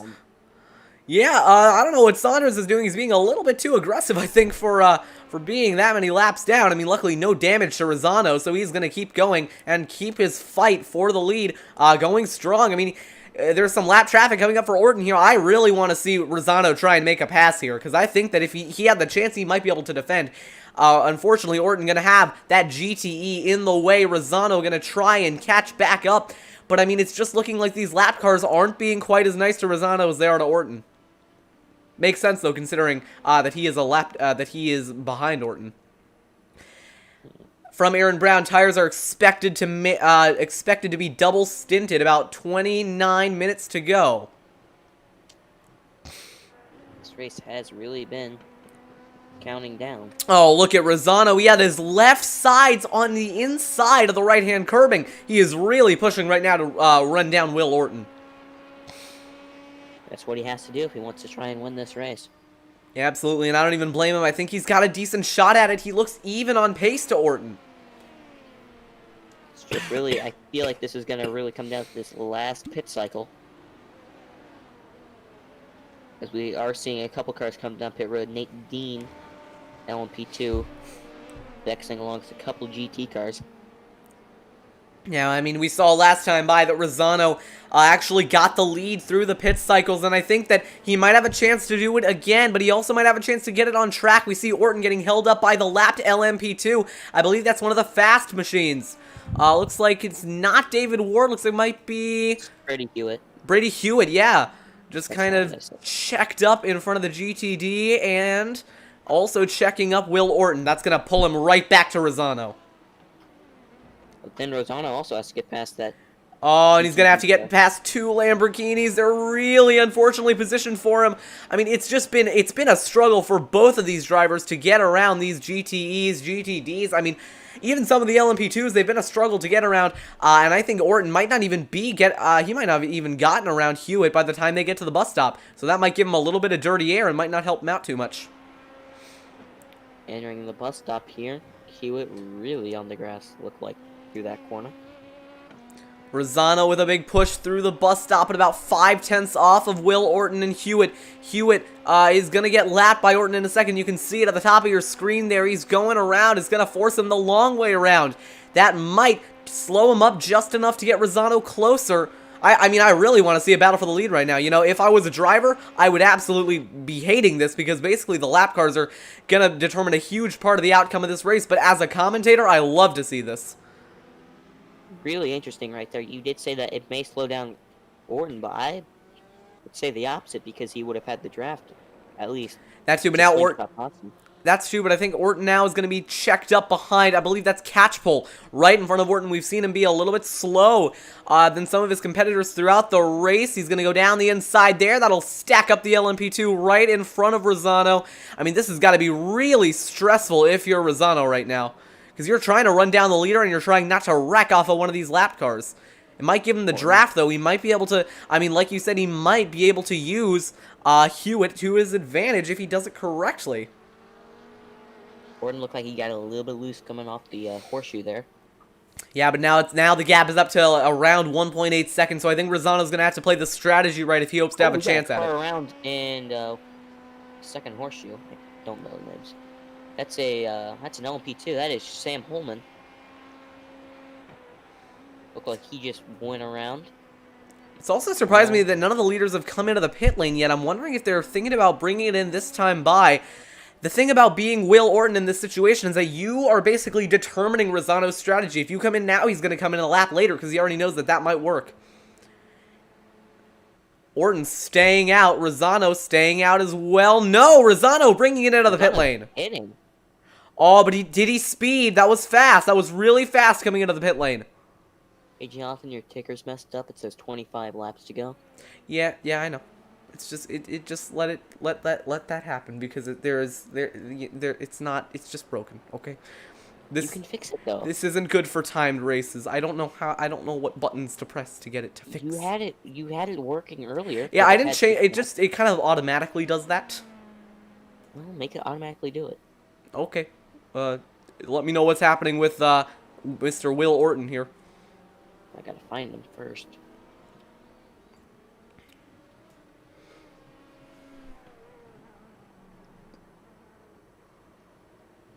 Yeah, that's 25 to go. That's how many minutes there are to go, if that helps. So, yeah. Yeah, but Aaron's complaining about it in the chat. Yeah, I know. I am doing my best, Aaron. I don't know what the button is to press to make that not happen. Just reload it. That does not work. Yes, it will. Nope, because this is the NASCAR ticker. I'll explain this to everyone. So, because this is a NASCAR ticker, because I think it looked nice, with under a certain amount of laps to go, it switches from laps to go to minutes to go. So that's why that looks the way that it does.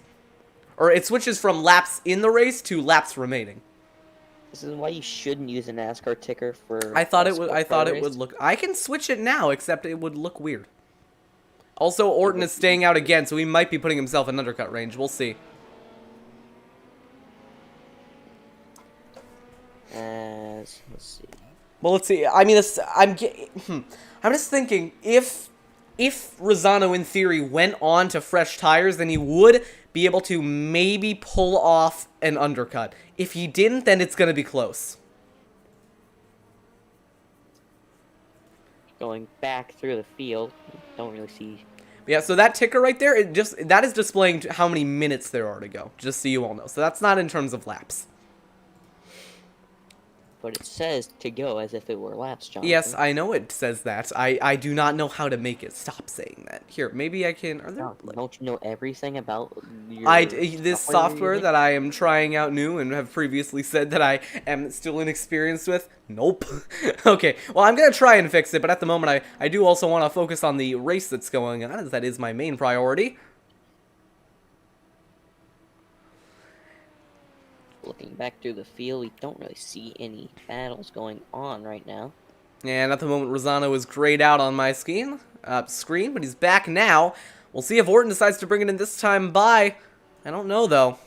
I mean, he might try and make it to the end, but that'd be a long way to go on one set of fuel. I don't think he can do it. Yeah, I would think that, too.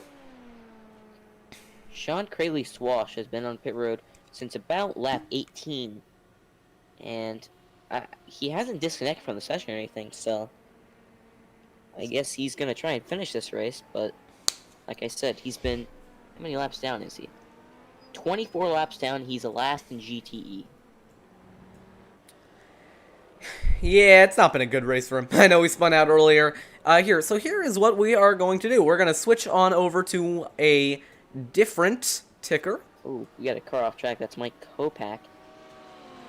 And, alright, the ticker switch has been made, so now it won't say how many laps to go, it'll say what time we're on. Sorry for the sudden graphics change, but I think this is going to work best from now until the end. Only a few more changes to go. Will Orton still leading, Rosano still in fourth with Sean Brown and David Ward, the drivers who have stayed out. Jonathan, I like the other ticker. I hate you now. You are never invited back to this broadcasting network. Aww. Now I'm going to clean it up so it doesn't have their safety rating, because that's not really an important detail. Tells you how safe they are as a driver. I don't think that's what it is. Why is the gap being measured in kilometers? No, what is that? Because the metric system is superior. We have intervals now. Yeah, okay, I don't think there's a metric time system, but go on.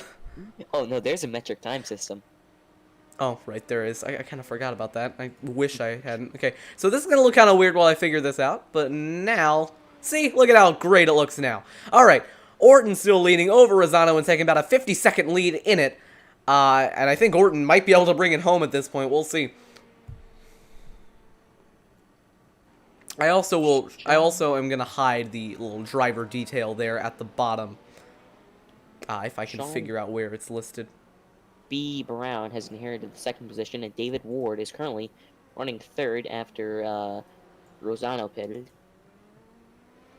So, yeah, at the moment, it's Orton, Rosano, and McLaughlin on my screen, but I think there might be some drivers who aren't loaded in properly. I mean, really, at the moment, all eyes on Will Orton and when he's going to pit. We do have a battle going on, though, for 11th between Dupre and Rosero. Boy, Michael Rosero. I don't know why I said Rosero. It is Rosero. Razio. I don't think that's it.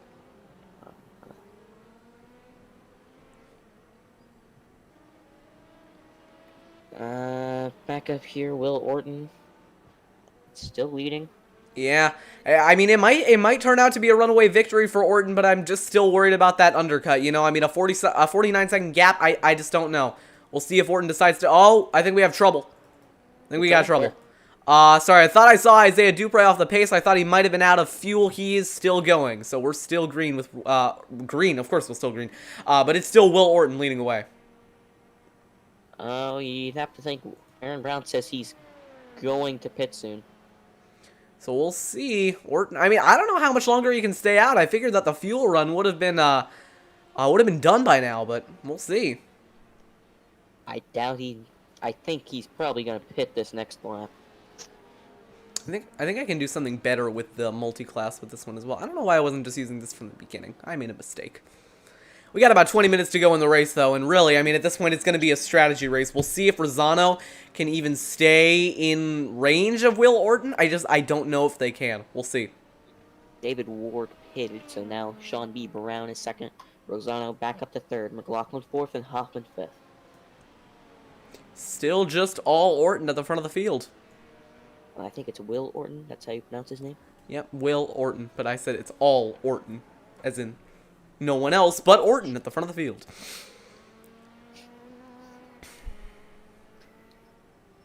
About, let's see, 20 minutes-ish.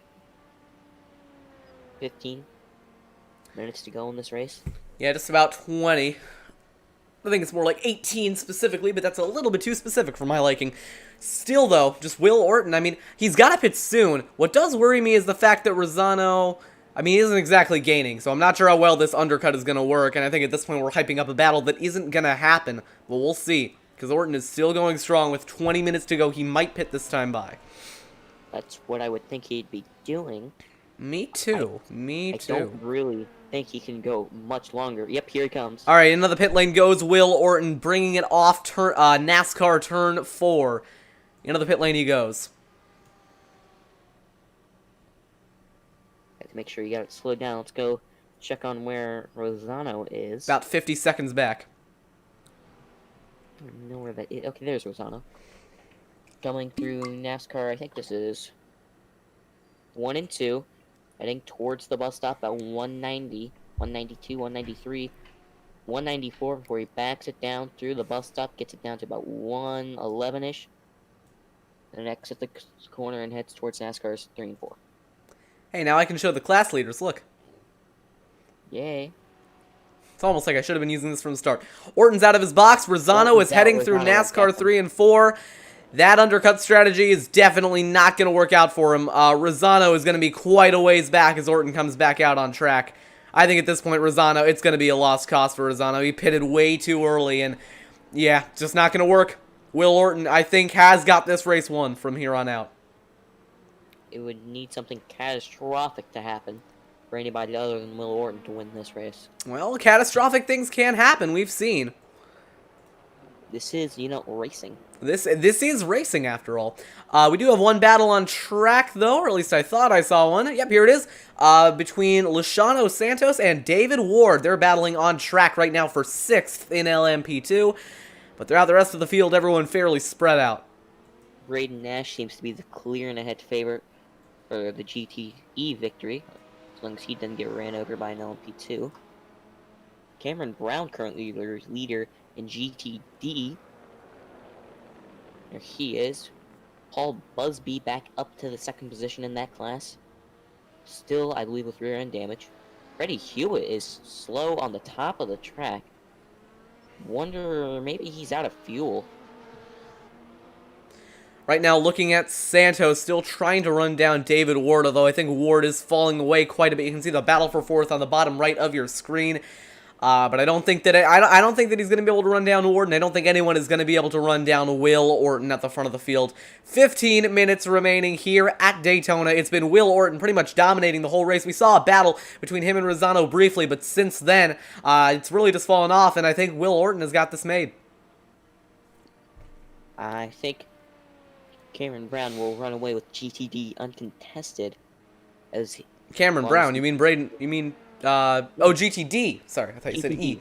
Yeah, speaking of GTD, I don't know what happened to that class. It looks like half the drivers just kind of left, so very unfortunate for that class because I was thinking we could get some good racing out of there, but unfortunately most of them have already left. But yeah, at the moment, it's just Santos trying to maybe run down David Ward, but maybe making like a vague attempt. I don't know. I don't think he's really got a chance at it. McLaughlin into the pit lane along with Wolfgang Hoffman. A couple of the LMP2s into the pit lane.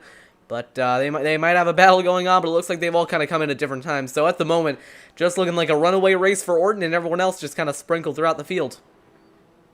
Except for this, because we got a battle between Freddie Hewitt and Isaiah Dupre. Dupre gets the spot. That wasn't very difficult at all. Is that per position? I believe so. I don't know. Mine's scoring Hewitt as like 11th and Dupre is 15th. Mine is scoring Dupre as 14th and Hewitt is 15th. Interesting. Hewitt may have pitted. That might be it. Also, Casey Drake is getting up to the bumper of Jonathan McLaughlin. Battle for 8th. Casey Drake, we haven't talked about him much in this race. Yeah, we really haven't. He's just kind of existed. Pretty much. Just kind of Oh, Casey, that's not the line. Oh, Casey, that's not...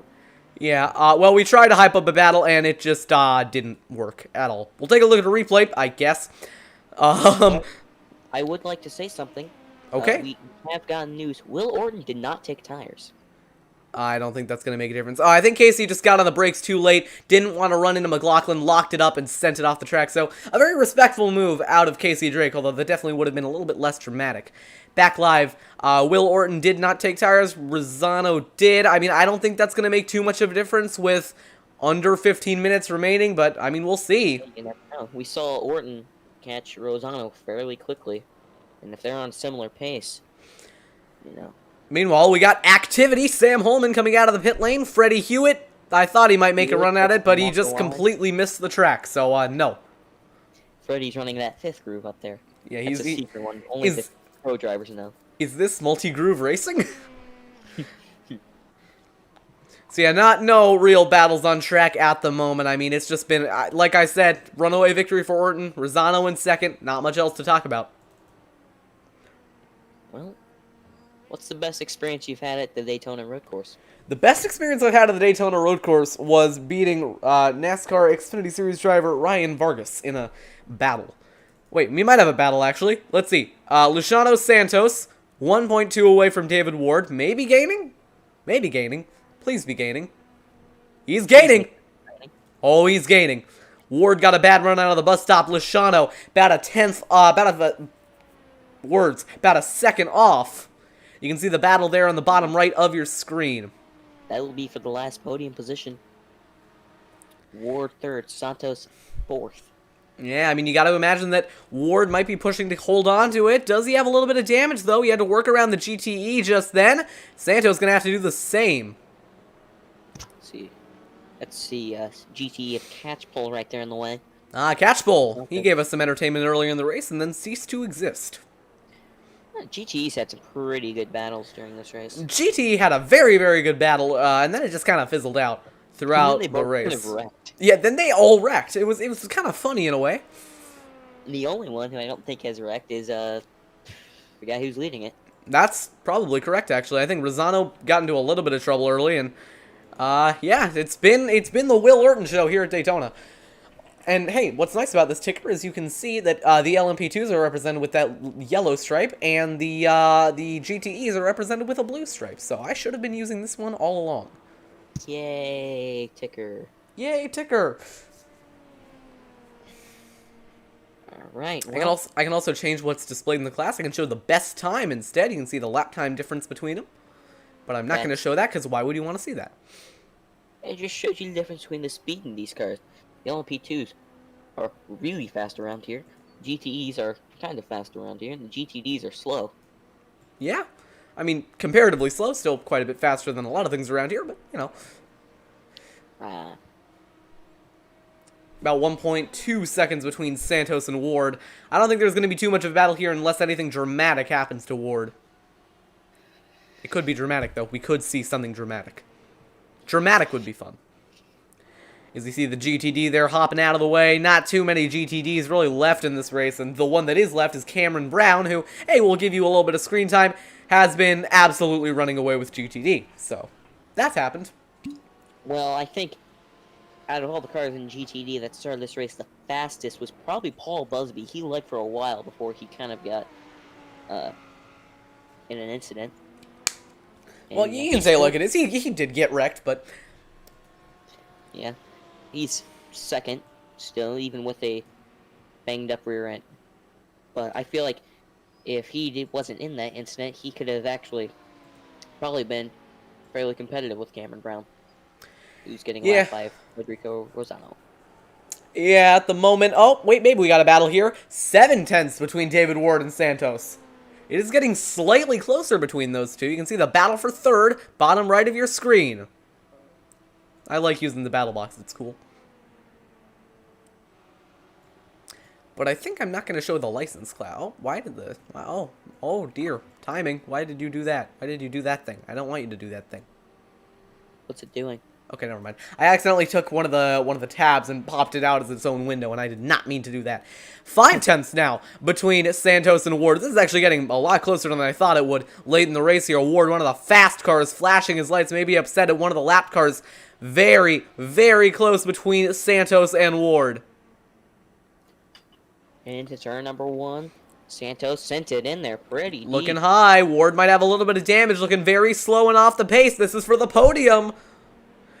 Through the S's. Ward looked like he may have had a little bit better. Oh, there we go. Santos going for it down the inside. Not going to make it work. Yeah, he looked. He couldn't quite get his nose in there, though. The lap car of Rosero, I don't know if he's going to pose an issue a little bit further up the track than these guys. I mean, he's been in a lot of incidents this race, so it wouldn't necessarily surprise me. Steve Olden will also, they'll probably catch Olden for Rosero. And they might, yeah. Coming up through this horseshoe. I can show their top speeds. I'm just having... Boy. Yeah, that's not very useful. I wish I could show their current speeds, but they won't let me. Here comes Ward passing Steve Olden on the outside. He's also going to go past the lap car of Mickey Denton. And Santos will follow him. You can see... NASCAR 2 down towards the... Would you like to talk, Jonathan? I would like to talk. I was going to say that David Ward flashing his lights there, maybe showing a little bit of displeasure with the lap cars. They didn't do anything wrong, though. Just kind of held their lines on the inside. They're getting really close to each other now, so I think this battle for third, might be on rather quickly. Santos moving down to the inside. Down to the inside. Going through NASCAR 3 and 4. He looks to clear him. He will, before they get towards the tri-oval, down towards turn number 1. Relatively uncontested, if you ask me. I wonder if David Ward might have a little bit of damage, might be off the pace. So, Luciano Santos into the third position, the final podium spot behind Federico Rosano and Will Orton. Now, can he run them down? No, he can't. There's like 8 minutes left. But a little bit... 20 seconds between them. Oh, a little bit of moving around, I think. Oh, never mind. Hoffman just lagged out for a second. So, never mind. Disregard that. Are there battles going on track? I do not see any. No. Freddie Hewitt's still on pit road.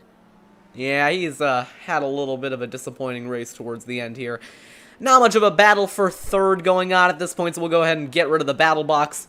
I think that Santos might just run away with the spot, given that he doesn't run into any major trouble with the lap cars. Orton still leading by 10 seconds over Rosano. I mean, Rosano is closing in, but that might just be Orton starting to back down here. So we've got 7.5-ish minutes left in this race. Just about. Now David Ward trying to take advantage of Rosero to maybe gain on Santos, but it did not work. Got aggressive going through the bus stop there. Who? He was Santos. Oh, yeah, he just kind of moved over to the left, said, "Get out of my way, lapped car," and the lapped car did.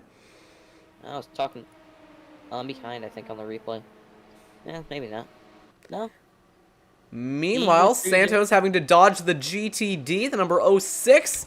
That's going to move him to the outside. We'll see if Ward... Uh-oh. Santos running into a big boy GTE M8.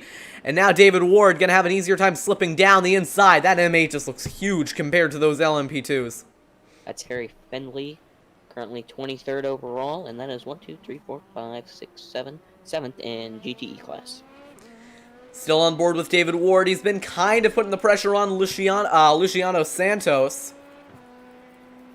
Just about 6/10 behind. It's been consistently under a second. He's got 5/10 to try and make the move. Or 5 minutes to try and make the move. I think Rosano has been catching Orton very slightly. If this was a little bit earlier in the race, then that'd be more interesting. But with only, 5-ish minutes left. Actually, to me, it looks like he's falling off just a little bit, so I wouldn't be expecting too much out of Rosano. Ward, though, about 8/10 off of Santos trying to run him down. You were saying? Rosano was going through the bus stop, so your ticker probably showed it as, Orton gaining on him. That might be it. Meanwhile, watch for David Ward here. That's going to put Santos behind that GTE, that Corvette. Slow on the inside. Ward closed in about half a second. Also, you're right. Orton did gain on Rosano that lap. Yeah. Here comes David Ward going for turn 1. Maybe looking at a move. He's getting close to... he could consider it. He's not going to do it, though. He's going to stick behind. Battle may start forming here for the 8th position between Casey Drake and Jonathan McLaughlin. McLaughlin a little bit less than a second behind them there. Yeah, I see what we're talking about now. About 7/10 between them. At the moment, I'm going to focus on the battle for 3rd, but if that gets closer, we're going to go ahead and switch back to that. That battle would be for 7th. McLaughlin is closing in quite dramatically, though, so we will go ahead and switch back. Through the bus stop, heading towards NASCAR turn number 3. McLaughlin trying to get any sort of a draft off of the back end of Casey Drake. Oh, wait, hold on. 1/10 between Santos and Ward now. This is getting a lot closer than I last saw. Santos maybe getting checked up behind the GTD. As here comes McLaughlin. Gaining on Drake into turn number 1. They're going to have a lap car in front of them. He's there. Going towards through the S's. Reaching the lap car of Carrick Stonehouse. Into the first horseshoe. Oh, lock up by Casey Drake. It's going to put him wide. Here comes McLaughlin. Not going to make the move work down the inside. Oh, meanwhile, Santos and Ward are battling for position. Santos pulling out a 1-second lead. Just a little bit of a scoring glitch. They're not actually battling. Back to Casey Drake and McLaughlin. Drake going a little bit wide, entering the horseshoe.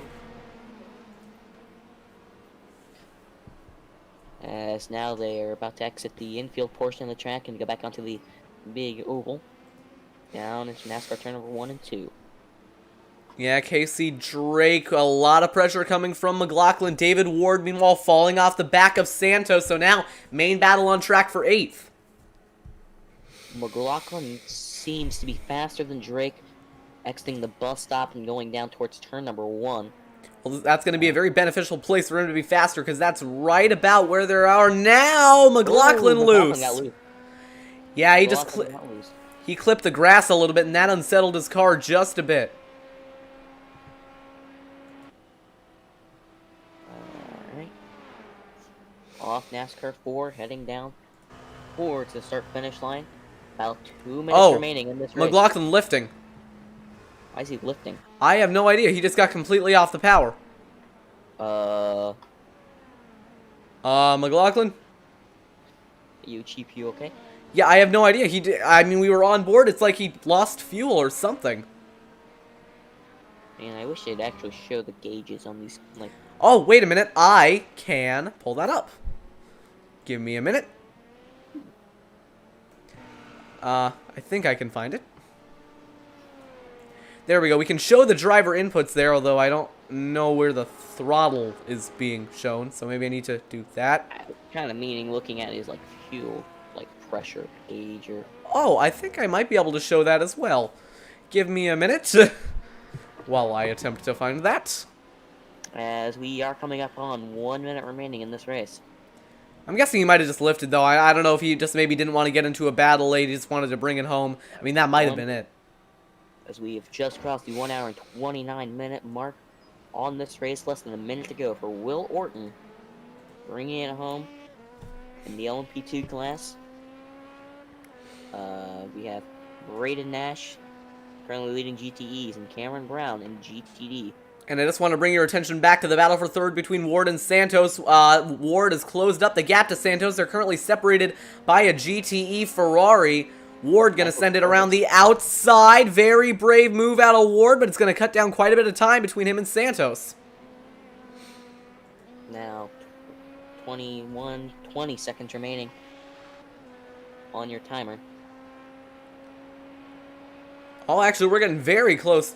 I didn't realize how close we were to the end of this race. Okay, so Will Orton, he has crossed the line, so I believe this will be the last lap of the race.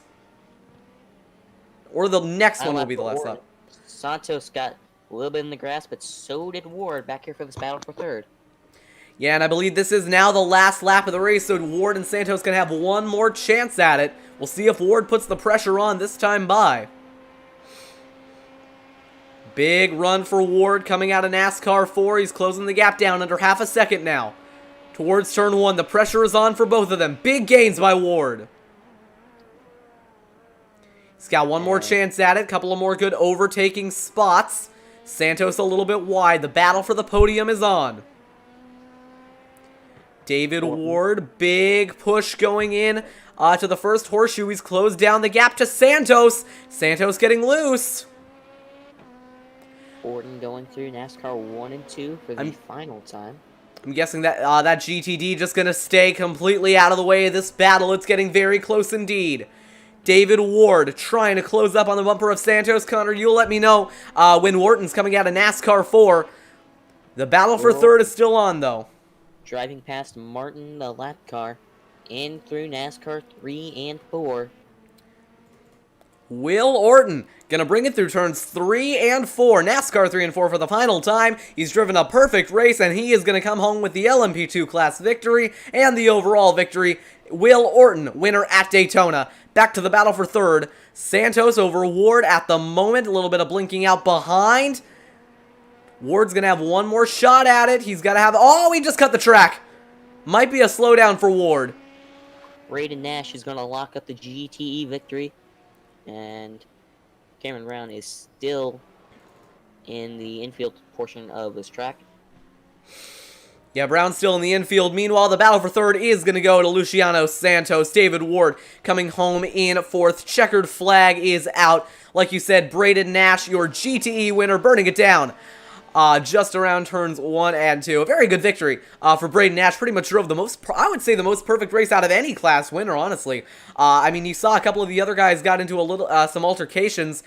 Will Orton burning it down as well. But, I mean, really, Braden Nash, he was the one driver who just never really got into any trouble with any of the different classes. And in a moment here, we'll see Cameron Brown working his way to the checkered flag. So congratulations to your class winners, Will Orton, Braden Nash, who's doing burnouts with his teammate, Ross Deal. I mean, that was a great race all around. I really enjoyed that. Cameron Brown through NASCAR 3 and 4, I believe, for the final time. This will be the checkered flag, if I'm not mistaken, for him. Yes, it will. So he is going to be your class winner in GTD. Congratulations to all of our class winners in this race. They all drove very good races. Yeah, absolutely.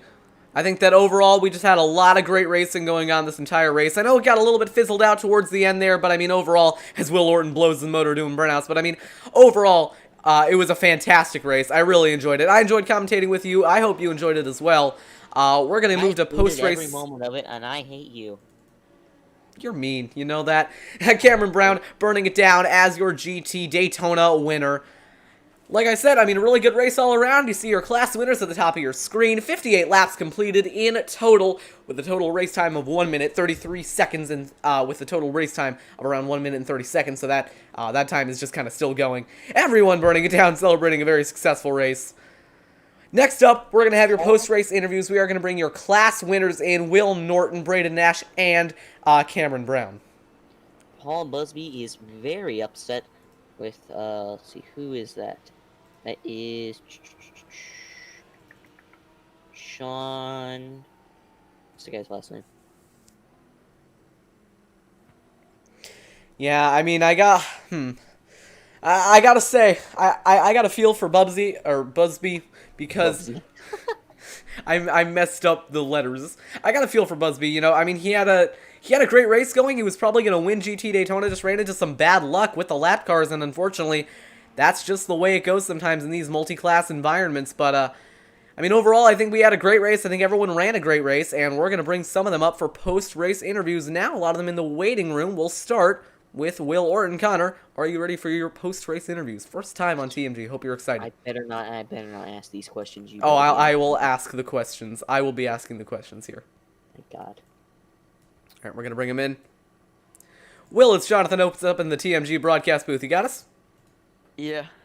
Well, that was a great race, ran for you. You dominated the early half of it and had a little bit of contention from Rosano around the middle point of the race. What were you thinking there when he was able to get around you in the pit stops? Yeah, my main focus was just obviously the end game, making sure I didn't push too hard and ruin the tyres. So yeah, I'd say my main focus was just doing consistent laps. I knew that I had some fuel in hand, as in he short fueled, so I was just focused on trying to keep the gap as close as possible. And especially towards the end there, I mean, we saw that you stayed out quite a bit longer than a lot of the other drivers did. What was the thinking there to kind of stay out and maybe try and get an overcut over Rosano? Yeah, I'd say I was just trying to make sure I had to put the minimum amount of fuel in at the last stop to obviously save time, and I think I achieved that quite well, having to only put about 40 litres in at the end. So yeah, I'd say that was key to the result. And anyone you'd like to thank for this win at Daytona? Yeah, I'd like to thank everyone at NSStar. It was my first race with them today, so thanks to them, my sponsors, Green Recycling and Cypher, my mum and dad. Hey, I mean, I'd say that was a pretty good debut for your new team. Huge congratulations on the win. Go enjoy it. Thank you. So that was class winner and overall race winner Will Orton. A really nice guy to talk to, so I'm glad that he was able to come away with the victory. Next up, we're going to bring in your GTE winner, Braden Nash, who was able to come away with a 16th place overall and a win in GTE. Braden, this is Jonathan up in the TMG broadcast booth. You got us? Hey, mate. Yep, gotcha. I mean, it was a great race ran for you overall. You probably had, out of everybody in the race, you probably had the cleanest win, the cleanest drive. What do you think was the key to the race there? Been putting in heaps of practice, obviously, for the 24, so that helped, and the track conditions were just perfect today, so that was nice. Really comfortable race. Yeah, I mean, we saw at the beginning there you had a little bit of contention from your teammate there. I mean, was there any discussion between him kind of going easy on you, or were you just going to race it out and see who was faster? Well, yeah, I got held up by a LMP2 at the start, so he got the jump on me, and then we just slot in together. You know, no need to race at the beginning. So if we were close at the end, we would have raced. He ended up having a lock up into one and let me through. So yeah, that was nice. Yeah, I mean, like I said, you drove a really, really clean race. Is there anyone you'd like to thank for the result? Yeah, just want to say thanks to Will and Ross for getting me to do the race. Thanks to you guys for the broadcast, and thanks to Arron for organising it. Yeah, I mean, absolutely, you're welcome for the broadcast. Aaron asked us, and I saw this, and I'm like, yeah, this sounds like a fun thing to do. It was absolutely fun. Congratulations on your win. Really glad that we were able to talk to you after the race. Go enjoy it. Thanks, mate. Next up, we're going to bring in GTD winner. That'll be Cameron Brown, if we can. Yes, we can. So we're going to bring him up into the booth now. Cameron, this is Jonathan up in the TMG broadcast booth. You got us? Yep. Well, it's a pretty good race there, ran for you really throughout the entire thing. I don't think you had the fastest car there. We saw Busby kind of got the jump on you at the start. But in the end, you were able to come away with a victory. What do you think it was that got it done for you today? Yeah, you know, just trying to keep it clean. I think that's the most important thing. It's a little bit dangerous with the LMP2s out there in the and the GTEs flying around us, but some unlucky stuff there for Busby. That's my mate, so he wasn't too happy about that. But you know, we just kept it clean and kept the car on the track, and we got it done. Yeah, I definitely noticed that that the GTD field was a little bit more thinned out than some of the other fields. Was there really any contention there once he got the lead from Busby for your win? Really, we had William, and it came down to me, William, and Paul. Probably about 30 minutes in, and William got taken out going into the bus stop chicane, and then it was just me and Paul, and we'd already driven away from the field, so now it was pretty relaxed there for about the last hour. Yeah, I mean, you definitely drove a great race, a really clean race as well. Anyone you'd like to thank for this win? Oh, Paul Busby for getting out of my way, and William, I appreciate that. Those are my mates going into the 24 hours, so I'm sure they're not happy about it, but I am, so. I mean, yeah, hey, you drove a great race. Congratulations on the win. We're going to go ahead and send you back, but like I said, good job. Yeah, appreciate that, and thank you guys for hosting this. It's nice stuff. We didn't host it, actually. That was Aaron. He just asked us to broadcast it. Oh, well, a big thanks to Aaron, then. We'll pass along the message. Thank you. That was Cameron Brown. He is the GT Daytona winner. That's actually going to do it for our post-race interviews. Thank you all for joining us along for this race. I certainly had a fun time commentating over it. Connor, I hope you did as well. We saw some great racing really all throughout the field. I'm going to see if I can bring up the results here on your screen now. I haven't been able to do this with previous tickers, so hopefully we'll see if this one lets us do it. Here we go. That did not work as well as I thought it would. Okay, well, that is going to do it for this race. Thank you all for joining us. I had a fun time commentating it, and I hope you had a fun time watching. But that's going to do it. So this has been Jonathan Oates and Connor Grindstaff. We're going to be signing out. We'll see you all later. Goodbye, guys.